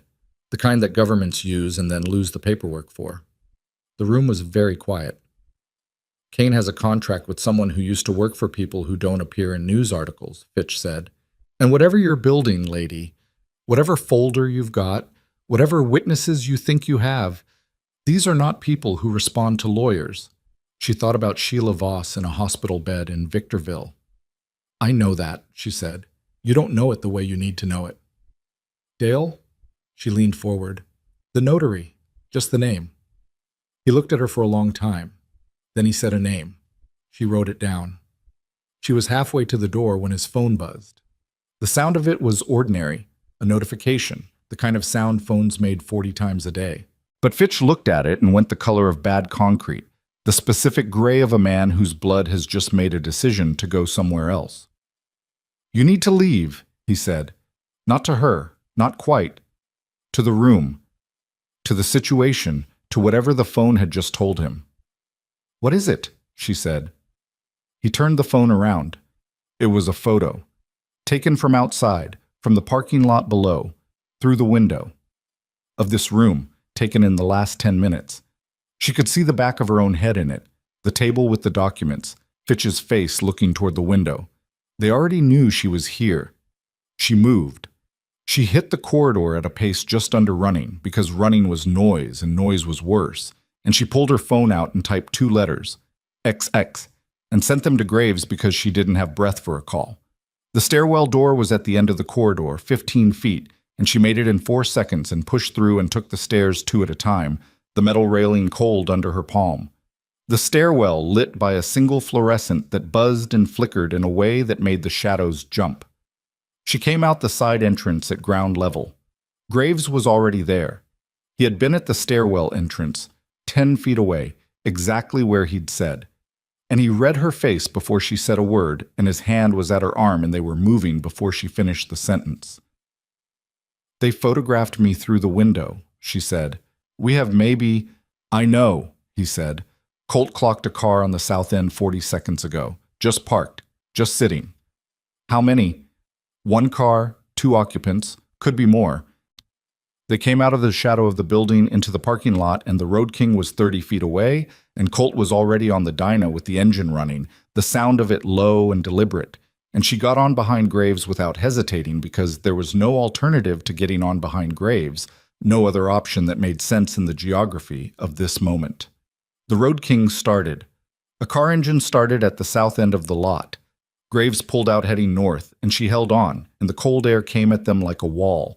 And she pressed her face against the back of his jacket and thought about the name she'd written down, the name on the page in the waterproof bag, the notary, the federal thread, the thing that Fitch had said about Kane's security, the kind of work that governments use and then lose the paperwork for. The car didn't follow immediately. It followed at a delay. 3 seconds, 4, the kind of delay that wasn't hesitation but calculation. And she knew that because Graves knew that because he was watching his mirrors and said nothing but his body communicated its reading of the situation to her through the frame of the bike, the slight forward lean, the speed climbing but controlled. They were on the freeway inside 2 minutes, nothing visible behind them. At the first exit, Graves came off the freeway and took 2 turns in quick succession onto surface streets and killed the lights and rolled them into the shadow of a warehouse loading dock and cut the engine. Colt came in behind them 30 seconds later and killed his engine, and the silence was so sudden and complete that she could hear her own pulse. They sat in the dark for 5 minutes. No headlights. Graves started the Road King. They drove the rest of the way back in stages, such off the freeway, a different route south, a rest stop near Beatty where they sat for 20 minutes and drank bad machine coffee, and nobody spoke much. She could feel Graves processing something, the specific quality of his silence over the last hour, different from the silence he usually carried, pulled tighter, working on something he wasn't ready to say yet. She was working on the same thing. At 4:30 in the morning, they came back across the California line, and she began to feel the specific relief of being on known ground again, which she recognized as irrational and let herself have anyway. She was running the notary's name through everything she knew, the county records, the timeline, the signing date on her mother's documents. Something was tugging at the back of her mind, a connection she hadn't made yet, a thing that felt like 2 pieces of a pattern that hadn't found each other. She turned the name over in her head. Harold Breen. Harold Breen, notary public, license registered to a forwarding address in Las Vegas. She'd seen that name before. Not in her folder. Somewhere else. She was still turning it over when they pulled into the compound at 5:40 a.m., and the sky was going from black to the dark blue that preceded the desert dawn. And Walker was on the porch with coffee and the expression of a man who had not slept. And before she even got off the bike, she could read something in the way he was standing, the particular stillness of someone containing news. "What?" she said, getting off the bike, the folder in her hands. Walker looked at Graves, then at her. "We had a visitor," he said. "Kane's people found the—" "No." He paused. "Someone else. Someone who says he knows you." She stopped. "He's been here about an hour," Walker said. "He came to the front gate and identified himself. Said he had information about the Planning Commission contact. Said he'd been trying to reach you for 3 weeks." "I don't know who that is," she said carefully. "His name is Dennis Carr," Walker said. "He says he worked for Kane's development company for 2 years. Says he left 8 months ago." A pause. "Says he left because he found out what the company was actually doing." Raina stood in the yard with the dawn coming and the folder in her hands and the name Harold Breen still turning in her mind, and looked at Walker's face, which was carefully neutral in the way of a man who has heard something and is waiting to see how the other person takes it. "Where is he?" she said.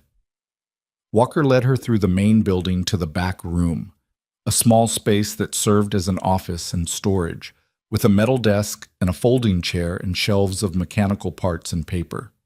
A man was sitting in the folding chair with a paper cup of coffee held in both hands.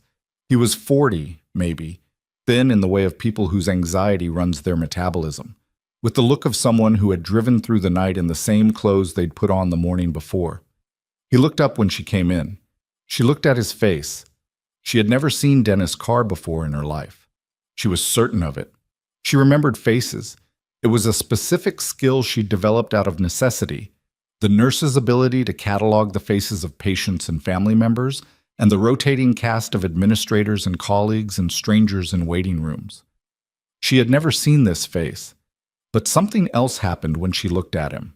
A smaller recognition, harder to source, the way you recognize a piece of music before you can name it. "Raina Mercer," he said. His voice was tired and carrying something beyond tired. "Your mother's name was Eleanor." "I know my mother's name," she said. "Your mother and my mother went to nursing school together," he said. "In 1979. They worked the same ward at Desert Valley Hospital for 7 years. He looked at his coffee. "My mother died in 2018. She left me a box of things. Letters, photographs. Your mother's name is in those letters." He looked up. "I didn't put it together until after I left Kane's company, until I started going through what I knew and trying to figure out who was connected to what." Raina sat down on the edge of the desk. "Your mother was Eleanor Mercer," he said. "And the second mortgage on her property, the one you've been trying to prove was fraudulent. I know who arranged it. I was in the room for part of the meeting." He stopped. "I didn't know what I was in the room for, not then. I was a project coordinator. They brought me in to review the property profile." "The planning commission contact," she said. "Walker said you know who it is." "I know who it is," he said. She waited. "His name is Raymond Cross," Carr said. "He's a senior assessor with the county planning office. He's been on Kane's payroll for 3 years through a shell arrangement, a consulting contract with one of Kane's LLCs." The name landed. Raymond Cross. She knew that name. It was in her folder. It was on the approval signatures for the zoning variance Kane had gotten on his first 247 development project. The signature she'd noticed and not been able to contextualize. The one that had seemed routine until she'd looked at the date and realized the variance had been approved in 6 days when the standard process took 60. It was in her folder, and she had the signature and she had the date, and now she had a man sitting in a folding chair who could place Raymond Cross in a meeting with Victor Kane. "You'll say this on record," she said. "I'll say it," Carr said. "I've been trying to say it for 3 weeks. I tried to reach you 3 times. He paused. "Then I started worrying about who else might be listening when I called." She almost said something and then didn't. Looked at him. "Who else has Kane's people been watching?" she said. It wasn't quite the question she was asking. The question she was asking was underneath it. Carr looked at his coffee. "Me," he said. "Sheila Voss. And—" He stopped. And here it was. The thing Walker had known was coming. The thing she'd been feeling since she walked into this room.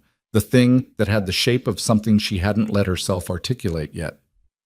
"The person at the Planning Commission office who first flagged the variance anomaly," Carr said.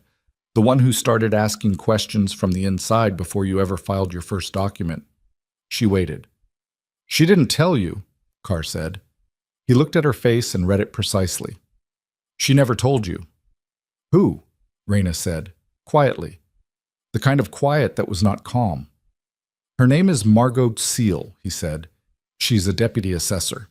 She found the cross irregularities 8 months ago and started building a confidential file." He paused. "She also found the secondary mortgage transfer on your mother's property and flagged it for fraud review 2 months before you ever found out about Kane." He looked at her. "She sent you an anonymous letter in April." He stopped. "Did you get it?" The room became very still. April. She had gotten a letter in April, set, handwritten, unsigned, telling her to look at the secondary mortgage documents, to check the signing date against her mother's medical records from that period. She had gotten that letter at the worst point of everything, the period when she'd been working doubles and managing Maddie and barely holding the household together, and she'd put the letter in a drawer and then gotten it out a week later and then gotten it out again a month after that, when the registered mail from Kane's lawyers had arrived and she'd understood that the letter had been the warning she hadn't recognized as a warning. She'd thought it was a neighbor. She'd never tried to find out who. "Margot Seal," Raina said. She's been building the case from the inside for 8 months, Carr said. She's the one who can tie the cross-cane arrangement to documentary evidence from within the Planning Commission's own files. He finally drank from the coffee and set it down and looked at her steadily. She reached out to me last week. She's scared. Cross knows something is wrong. He doesn't know it's her, not yet, but he's been watching The Office. She thinks she has 2 weeks, maybe 3, before he figures it out. Where is she? Raina said. That's the problem, Carr said. And then Graves was in the doorway.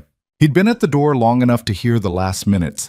She could read that in his face, the particular composition of a man who has just put several things together at once and doesn't like the shape of what they make. He looked at her, and then at Carr, and then at her. 2 people building this case from 2 directions, he said, both of them running out of time. And a third, Raina said. She was looking at Carr. Margot Seal is the connection between the internal evidence and our external evidence. Without her, we have documents and testimony that Kane's lawyers can challenge for months. She paused. With her, it's federal fraud, public corruption, and the internal planning records to back all of it. Graves said nothing. She's been doing this alone for 8 months, Raina said. She sent me a letter when she didn't even know me. Something moved in her voice, controlled, held level. She warned me when she had no reason to. She stood up. Carr looked between them. There's one more thing, he said. Both of them looked at him.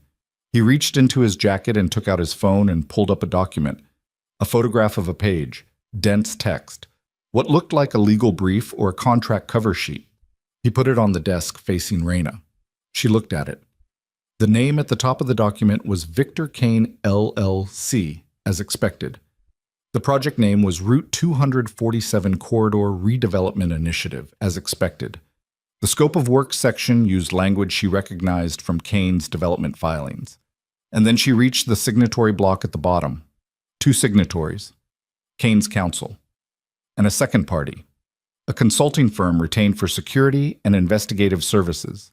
The consulting firm's name was Meridian Group, and beneath the firm name, in the standard contract disclosure, was the name of the firm's principal.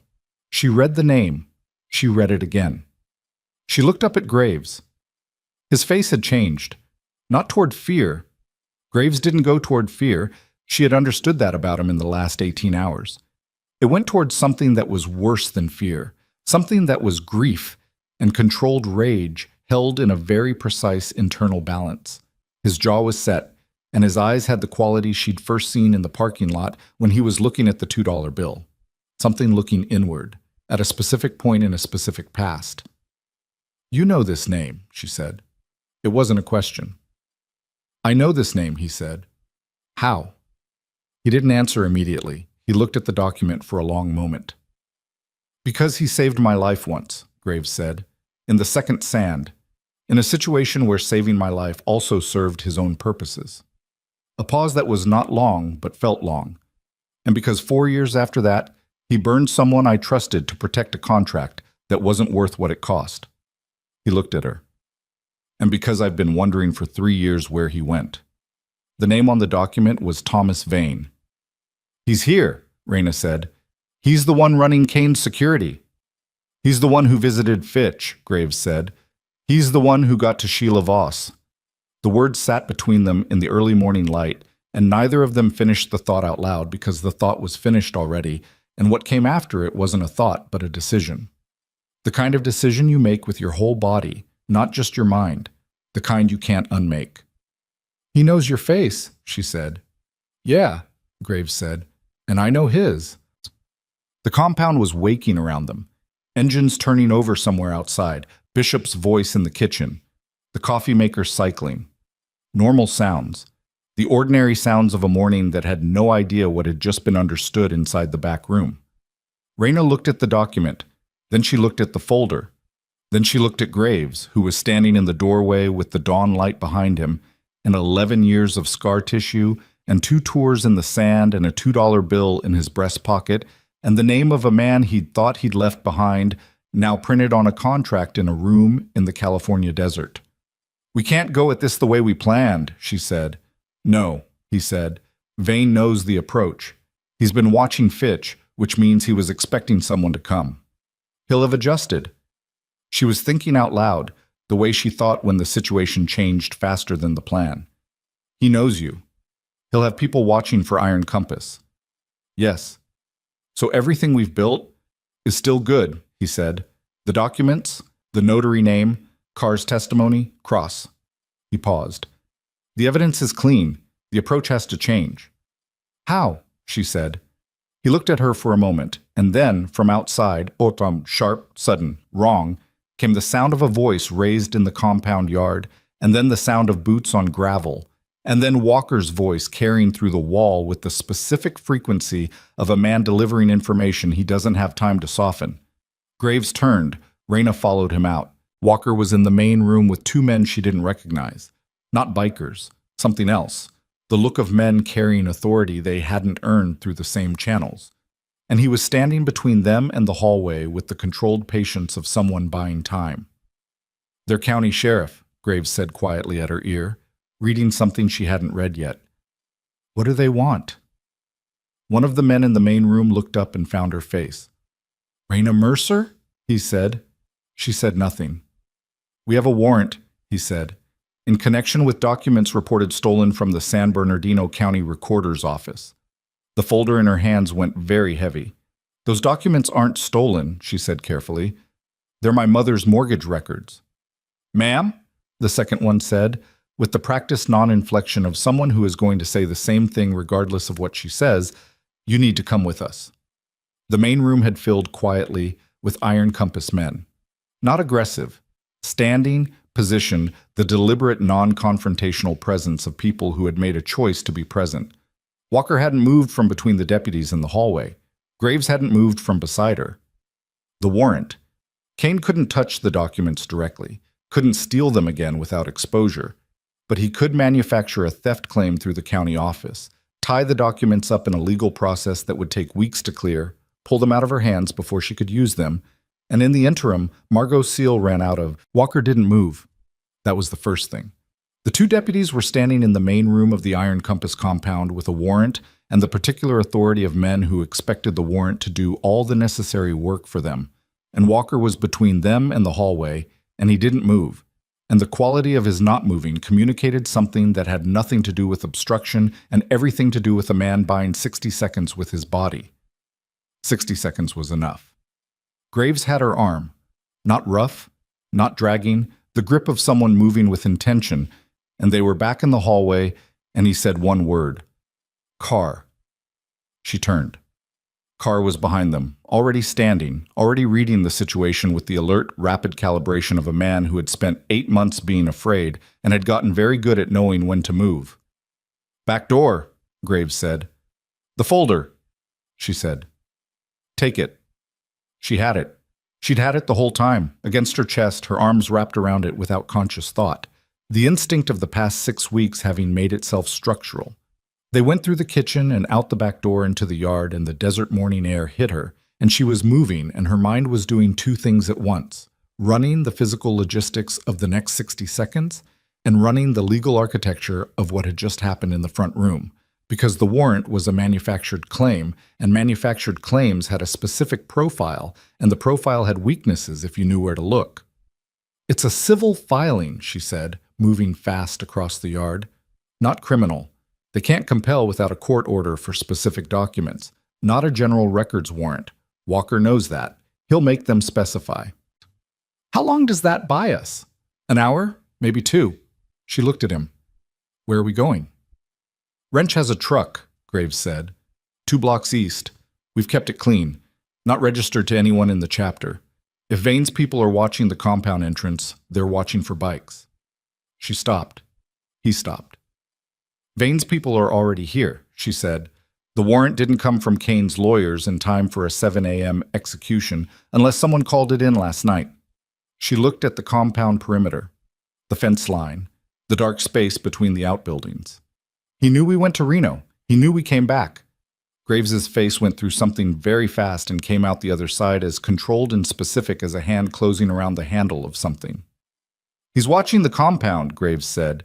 "He's been watching it since last night." She said it and felt the full weight of it at the same time. The car outside Fitch's unit, The 2-second delay before the follow, the photograph through the window. Not reactive, proactive. Vane had known before she knocked on Fitch's door. Had known possibly since the truck stop in Jean. He let us come home, she said. He waited until we were inside the perimeter. Graves pulled out his phone. 3 words to Colt. Compound is watched. Then he looked at her. Maddie, she said. He was already moving. They went back in through the kitchen at a pace that was not running and felt like it. Through the hallway to the bunk room. She pushed open the door and Maddie was sitting up in the cot with her rabbit and her hair flattened on one side from sleep, looking at them with the wide, specific alertness of a child who has been jolted awake by adult urgency. Mama. We're going, Raina said. She crossed to the cot and had Maddie's shoes on her feet in 15 seconds. The muscle memory of 100 rushed mornings, of 100 times she'd gotten them both out the door faster than should have been possible. Come on, baby. We're okay. We're just going. Maddie held the rabbit and stood and didn't cry, which was its own kind of heartbreak. They came back into the main room and it had changed. The deputies were still there, but the geometry of the standoff had shifted. Walker was talking, low and deliberate, and there were now 5 Iron Compass men in the room, not hostile but present, and one of the deputies had his hand near his radio and was reconsidering the speed of this transaction. Carr was gone from the back room. Raina didn't know where, which meant Graves had gotten him out before she got to Maddie, which meant Graves had thought of it first. Walker looked at her across the room. His eyes moved to the folder, then to the hallway behind her. She understood. She went back down the hallway, not running, walking, the deliberate, unhurried pace of a woman going to collect something, and kept going to the back door and out and across the yard to the gap in the fence line that Wrench had opened in the night. Graves was at the truck, an old F250 primer gray, the kind of truck the desert produced 10,000 of, and that were therefore invisible on any road in any county between here and Nevada. Colt was already inside. Carr was in the back seat with the specific look of a man who has decided to trust people he has no particular reason to trust, and is managing the anxiety of that decision with the discipline of someone who has run out of alternatives. Maddie climbed in and pressed herself against Raina's side without being told. The truck moved. No headlights for the first 2 blocks. Graves drove it with the lights off and the window down, his left hand on the wheel and his right arm on the door, and his eyes on the road and the mirrors simultaneously, the trained efficiency of a man doing 2 things with his attention without losing either one. The compound fell behind them. The desert opened up. At the first cross street, a car pulled out, dark, moving without urgency, which was wrong. He's on us, Colt said from the front, and his voice had the flat, informational quality of a man for whom this was not a surprise, and that quality was the most frightening thing she'd heard all morning. I see it, Graves said. She looked through the rear window. The car was 4 lengths back, keeping pace precisely, the discipline of surveillance rather than chase. Patient, methodical. Not closing, just maintaining, and the maintaining was its own message. We know where you're going, and we'll be there. He's hurting us, she said. I know. Graves said it without looking at her. Where? Route 247, east. He said it with a certainty that had a shape to it she couldn't fully read. He wants us east. Because? Because that's where Kane's people are concentrated, where they know the geography. He glanced in the mirror. He's been running us since the gas station. He knew about the compound before we got there. He let us build. His hands tightened on the wheel. He wanted the folder. He wanted Carr. He wanted all of it in one place, so he could take it all at once, Carr said from the back. The truck was moving fast now, the desert going past in the gray pre-dawn light, the road empty ahead, and the headlights of the following car steady in the mirror. She could feel Maddie against her side, very still, the way Maddie got still when she was managing something she didn't have words for yet. I need to call someone, Raina said. Who? Graves said. Margot Seal. She had the number from Carr's phone, transferred in the 4 minutes they'd had in the back room. She has internal documents, planning commission records with Cross's signature on Kane's projects. If I can get her on the phone, if she can get those records to a federal contact before Vane's people, do it, Graves said. She dialed. It rang. It rang 6 times. A woman's voice answered, awake, tight. "Who is this?" "My name is Raina Mercer," she said. "Dennis Carr gave me this number. I have the mortgage fraud documents and I have Carr's testimony on Raymond Cross, and I need yours." A pause. "How close are you?" Margot Seal said. "I don't know, maybe an hour." "You need to be faster than that," Margot said. "Cross called in sick this morning. He never calls in sick." Her voice was steady and terrified simultaneously. "Someone told him. He's cleaning up before he disappears." The truck hit a rise and the engine worked, and the following car's headlights flickered in the mirror, and ahead the sky was going from dark blue to the first pale edge of what would eventually be day. "The federal contact," Raina said. "Do you have someone you can call right now?" "I've had someone ready for 6 weeks," Margot said, and the 6 weeks landed like a stone. Because 6 weeks was when the registered mail had come from Kane's lawyers. 6 weeks was when Raina had started running. 6 weeks meant that Margot Seal had been standing at the edge of this decision for exactly as long as Raina had been falling through it. "I needed the external documents. I couldn't go to them with only the internal records. Kane's counsel would claim they were misappropriated." "You need my folder," Raina said. "I need your folder," Margot said. "And Carr. And then it's enough." A pause, short, waited. "Is it clean?" "It's clean." She looked at the folder on her knees. Her mother's signature, real and forged, side by side. 30 years of nursing shifts. "It's very clean." "Then come to me," Margot said. "I'm at—" The line cut. Not dropped, cut. The specific abrupt silence of a call that has been terminated from outside. Raina looked at her phone. No signal bars. She looked at Graves. "He's got a jammer," Colt said from the front, with the calm of a man who has just confirmed something he suspected. "Since when?" she said. "Since we left the compound, maybe. He let the calls go through. He wanted to go through." Colt was looking at the mirror. "He let you call Seal. He wanted to know if she was ready." The following car was closer now, 3 lengths, 2. And then the sound came. From ahead. From the east. The sound she had learned to recognize at a gas station 3 days ago. The overlapping bass notes of multiple Harley engines coming toward them on Route 247, and this time she didn't know if it was rescue or worse, because Vane knew about the Iron Compass, and Vane knew about the compound, and Vane had been 17 steps ahead of everything since the parking garage in Reno. Graves said nothing. His hand went to his breast pocket. He touched the $2 bill once without looking down, then both hands back on the wheel. The headlights ahead resolved into shapes, bikes, 10 of them, spreading across the road, and in the cab of the truck, Colt was very still, and Carr had his back flat against the seat, and Maddie had both arms around Raina's arm and her face pressed in, and the following car was now 1 length behind them, and the bikes were 200 yards ahead, and the gray desert was going orange at the edges, and somewhere out there was a woman named Margot Seal, standing at a phone waiting for a call that wasn't coming, and a federal contact who had been ready for 6 weeks, and a folder of documents that was the difference between justice and a man named Kane owning every piece of land on Route 247 and the families who had lived here for 2 generations having nowhere left to stand. Graves hit the headlights, full beam. The bikes ahead lit up and she saw them. Iron Compass patches. Walker at the front on his own bike. All of them, the whole chapter, spread across the highway like a wall built out of men who had decided this was the ground they were going to hold. Walker had gotten them out. The following car behind them slowed, stopped. The engines on the road ahead didn't stop. They idled.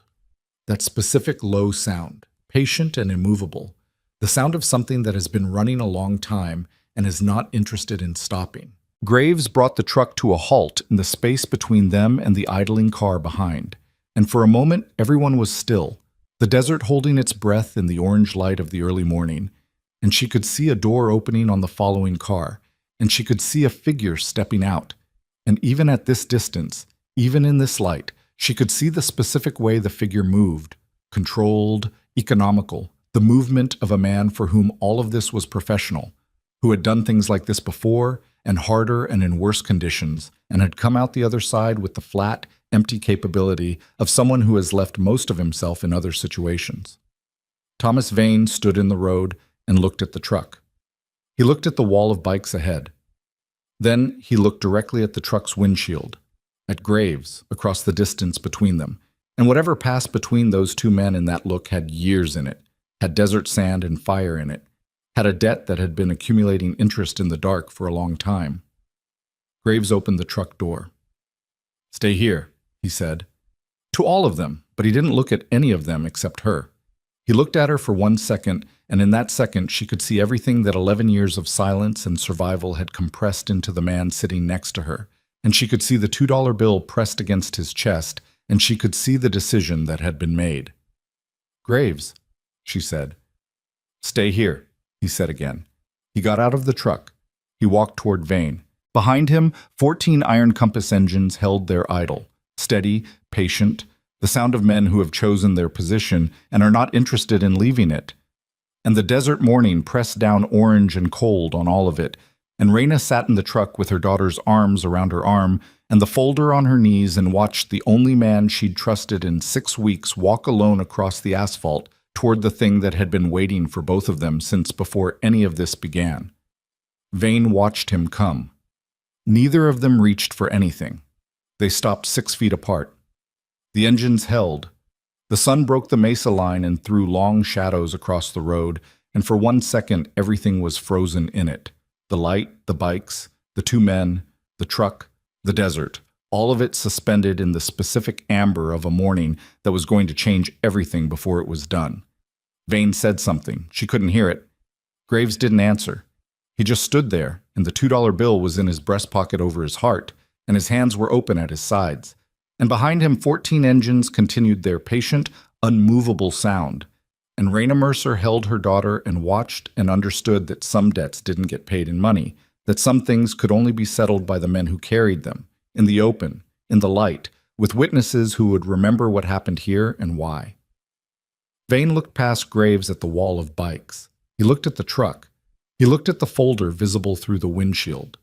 Something moved across his face. Not fear, the specific calculation of a man running odds, running scenarios, running the math of what he was looking at, and what it cost, and what it bought. The math wasn't working out the way he'd planned. He looked back at Graves. He said something else. And this time Graves answered, and she couldn't hear the words, but she could see his face, and what was on it was not rage and not grief, and not the carefully contained violence of a man at the end of his patience, but something older than all of those things. Something that had been there before the core and before the sand and before 11 years of a life rebuilt around protecting people from men like Vane. Something simple. Something that had been given back to him 3 days ago by a 6-year-old with a $2 bill. He said it, and Vane heard it, and the math on Vane's face changed for the last time. Vane made the calculation, and the calculation told him the truth. 14 bikes. A truck with documents that were already photographed and transmitted. Colt had done that in the compound kitchen at 4 a.m., quietly, to an encrypted address Walker had given him. The kind of redundancy that men who have been outmaneuvered before build into everything. Car in the back seat with 8 months of testimony in his head. Margot Seal somewhere in San Bernardino County with internal planning records and a federal contact who had been ready for 6 weeks. The math didn't produce a version of this morning where Thomas Vane walked away clean. He looked at Graves for a long moment. Then he looked at the road. He got back in his car. It pulled a slow U-turn and drove west until the taillights disappeared around the bend and the desert took it, and the iron compass engines held their idle for another 30 seconds after it was gone. Patient, present, the sound of something that doesn't stop until it decides to. And then Walker throttled down and the others followed, and the road went quiet. Graves stood on the asphalt in the early morning light. He stood there long enough that she got out of the truck. She walked to him and stopped beside him, and they both looked at the empty road where the car had been, and neither of them said anything for a moment because there wasn't anything to say that was bigger than what the silence was already holding. "What did you say to him?" she said finally. He was quiet for a moment longer. "I told him the documents were already gone," he said, "that the folder in the truck was a copy, that the originals were already with a federal prosecutor in Los Angeles." He paused. "It was half true." "Which half?" "The part about Los Angeles," he said. "Colt transmitted to a contact there at 4 this morning. Whether it rises to prosecutor depends on what Margot Seal brings." He looked at the mesa, the sun fully up now, the desert going from orange to the sharp white gold of a clear desert morning. But Vane didn't know which half. She understood. The math had been close enough to make retreat the rational choice. Vane was a professional. Professionals didn't take losing positions when they could walk away intact and regroup. He would calculate differently tomorrow, but tomorrow was not today, and today was what they had. "He'll go to Kane," she said. "He'll go to Kane," Graves confirmed. "And Kane will lawyer up and start the process of making himself very small and very compliant, because that's what men like Kane do when the math changes." He finally turned and looked at her. "That's why Margot needs to move today." She pulled out her phone. Signal back. The jammer had gone with the car. She dialed. Margot Seal answered on the second ring this time. "It's clear," Raina said. "Move now." A long exhale on the other end of the line, the sound of a woman releasing something she'd been holding for a very long time. "Okay," Margot said. Just that. "Okay. Then, thank you." The call ended. Raina stood on Route 247 with the morning on her face and the phone in her hand and the folder under her arm, and behind her she could hear Maddie's voice. She'd gotten out of the truck while no one was looking, because Maddie had never been successfully contained in a vehicle when things were happening outside it, asking Walker something about his bike. Walker was answering, which meant Walker was, beneath the 11 years of hard-assembled authority, exactly the kind of man who answered 6-year-olds' questions about motorcycles with complete seriousness. She looked at Graves. He was looking at Maddie. The expression on his face was the one she'd first seen in the parking lot. That small shift, that thing opening that had been closed for a long time. She watched it happen again and felt no impulse to name it out loud. Some things were more themselves when left without words. 3 weeks later, the San Bernardino County District Attorney's Office announced a joint investigation with the Federal Prosecutor's Office in Los Angeles into fraud and public corruption charges connected to Solaris Equity Partners and its parent companies. Raymond Cross resigned from the County Planning Commission the same morning the announcement was made and was arrested at the Burbank airport with a carry-on bag and a ticket to a city that did not have extradition arrangements. Dale Fitch gave a recorded statement that ran to 6 hours and implicated the notary, the broker chain, and the specific mechanism by which elderly property owners had been targeted for predatory lending. Victor Kane's attorneys filed 17 separate motions in the first week, all of which, according to the federal prosecutor's office, were expected to fail. Thomas Vane was not arrested. He had a way of not being arrested that suggested long practice. But the Meridian Group's contract with Kane's LLC was part of the discovery record, and names that appeared in federal discovery records had a way of following a man, and the kind of work Vane had been doing required a client base that was sensitive to exposure. He would find this out over the following months in the slow, methodical way that accountability found professionals who thought they'd arranged their lives beyond its reach. The house on the east end of Route 247 had its deed restored by court order on a Tuesday morning in November. Raina got the call in the parking lot of a grocery store in Victorville, where she'd been living with Maddie in her cousin's spare room for 3 weeks. Her cousin had called the same day the investigation was announced and said, "Come back," and meant it. The careful distance dissolved by the plain fact of what had actually been happening. Raina sat in the car after the call ended and looked at the grocery bags in the back seat and thought about her mother signing her name on 30 years of mortgage statements, that looping L, that trailing signature, the handwriting of a woman who had worked nights and paid carefully and built something specific and real for her daughter. She let herself cry for exactly 4 minutes. Then she drove back to her cousins and told Maddie they were going home. The house needed work. 3 weeks of neglect in October meant leaves against the back door and a gutter pulled loose by a windstorm and the particular cold of a place that hasn't had heat running. She opened all the windows anyway and let the November air move through it and stood in the kitchen where the man had sat across from her that last morning and told her the situation was very reasonable, and she looked at the refrigerator with Maddie's drawing still stuck to it with the same magnets they'd been stuck with before all of this, and she felt the house recognize her. Maddie ran through every room. The sound of her feet on the wood floors, from the back of the house to the front and back again, was the best sound Raina had heard in months. She was putting sheets on the bed when she heard the engines. Distant at first, then closer. then present. The specific overlapping resonance of Harley engines on a residential street, which was not a sound this neighborhood had heard before, and which brought two neighbors to their front windows with the understandable alarm of people encountering something new. She went to the front door. 3 bikes. Not the whole chapter, just 3. Walker on his, Wrench on his, and Graves on the Road King, rolling to a stop at the curb with the unhurried ease of men who have made this kind of trip before. They cut the engines. The neighborhood went quiet. Walker had a paper bag that turned out, on examination, to contain a hardware store run, door locks, window latches, a motion light for the porch. Things someone who had looked at the house and thought about its vulnerabilities would bring. He handed it to Raina with the unceremonious practicality of a man who expresses what he means through what he does, and said, "Walker," by which he meant, "You know where we are," and she said, "I know," by which she meant more than the address. Wrench looked at the gutter and had it resecured in 14 minutes, using tools he'd brought in a roll in his saddlebag, standing on the porch railing with the relaxed competence of a man for whom heights and improvisational engineering were simply Tuesday. Graves had a package. He held it out to Maddie, who had appeared at Raina's side with the uncanny timing she had for arrivals. It was wrapped in brown paper and tied with a piece of leather cord. Maddie looked at it, and then at him, and then took it with both hands and opened it with the focused care of a child who understands that some things should be opened carefully. Inside was a small leather jacket, child-sized, dark brown, soft in the way of good leather that had been worked properly. On the back, stitched in cream-colored thread, was a rabbit. Long-eared, precise, clearly made by someone who had been shown the stuffed toy and had reproduced it with attention. No club patch, no chapter name, just the rabbit, clean and specific, and hers. Maddie looked at it for a long time. Then she looked up at Graves.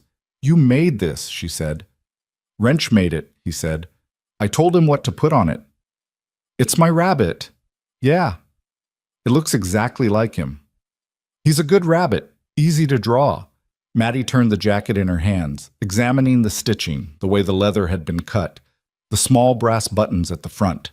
She put it on over her shirt, and it fit the way things fit when someone has paid attention to the measurements, and she held her arms out and looked at herself. "I look like a biker," she said. "You look like yourself," Graves said. "Just warmer." Maddie smiled. It was the full version of the smile, the one without calculation or performance, the one that lived at the very front of her face and had no defenses around it. She reached into her jacket pocket. The jacket had pockets, real ones, which she had already discovered, and produced the stuffed rabbit and held him up next to the stitched version on her back as if making an introduction. "He likes it," she said. "Good," Graves said. Raina looked at him over her daughter's head. He looked back. In the November light on the porch of a house that was a house again, with the smell of someone's fireplace 2 streets over and the dry cold of a desert afternoon settling in, and Wrench climbing down from the railing and Walker opening the screen door to hand over the hardware bag, Graves looked like a man who had put something down that he'd been carrying for a very long time, and the putting down had not made him smaller. It had made him exactly the size he actually was. She didn't say anything. She didn't need to. Walker and Wrench said their goodbyes in the efficient way of men who don't extend departures, and the 3 bikes started up and rolled back down the street, and the neighbors at their windows watched them go with expressions that had moved from alarm to something more complicated, the expression of people revising a story they'd already written. Graves was last. He idled at the curb for a moment. Raina stood on the porch steps with Maddie's hand in hers, and Maddie was wearing her new jacket and had the rabbit tucked under her arm, and the late afternoon light was laying long and amber across the yard. Graves reached into the breast pocket of his vest. He took out the $2 bill. He looked at it for a moment. The worn paper, the soft fold lines, the particular age of something that had been carried against a person for weeks. He looked at Maddie. He held it out. Maddie shook her head, very firmly, the same headshake she'd given him at the gas station. "I told you," she said. "You gave it back once already. That means it's yours." He looked at her. "Doesn't work any other way," she said. He looked at the bill. Then, for the first time since the gas station, Graves Mercer smiled. Not the almost smile, Not the movement of muscle memory, the real one, the one that went all the way to his eyes and rearranged his face into something that had survived everything it had survived and was still, improbably, capable of this. He folded the bill and put it back against his heart. "All right," he said. He throttled the Road King and pulled away from the curb, and the sound of the engine moved down the street and around the corner and got smaller and smaller. And then the November afternoon took it, and there was only the ordinary sound of the neighborhood. A door closing somewhere, a car 2 streets over, the first suggestion of wind in the palm at the edge of the yard. Maddie watched the empty street for a moment. "He'll be okay," she said. The certainty of it was complete, the way all her certainties were complete, not argued into, not conditional, just known. "Yeah," Raina said. "I think he will." Maddie turned and went back inside, the leather jacket soft around her small shoulders, the rabbit tucked in the crook of her arm, her feet making that sound on the wood floor, back through the house, toward the back room, toward the window with the yard behind it, toward the ordinary, ongoing life of a child who had been through something real and was already, with the extraordinary resilience of a person who is 6 and has a mother who loves her, walking into what came next. Raina stood on the porch for another minute in the cold air. She put her hand against the doorframe. The wood was cool and solid under her palm. The house her mother had paid for with 30 years of night shifts and careful living. The house that had been taken and had come back. The house that was hers now in a way it hadn't been when it was just inherited. Earned back, fought for, held. Inside, she could hear her daughter. She went in. She closed the door. The street was quiet, and the desert evening was coming down, and somewhere out on Route 247 the engines were still running, out where the scrub brush held the cold and the stars were already beginning to appear above the mesa, in the enormous dark that the desert made every night. Patient and indifferent, and crossed now by men on heavy bikes who carried their damage like anyone carried theirs, who had chosen, out of all the things a person could choose to do with the worst things that had happened to them, to put themselves between the darkness and the people who hadn't yet learned how dark it could get. They rode. The road held them. The night came in clean and cold and full of stars.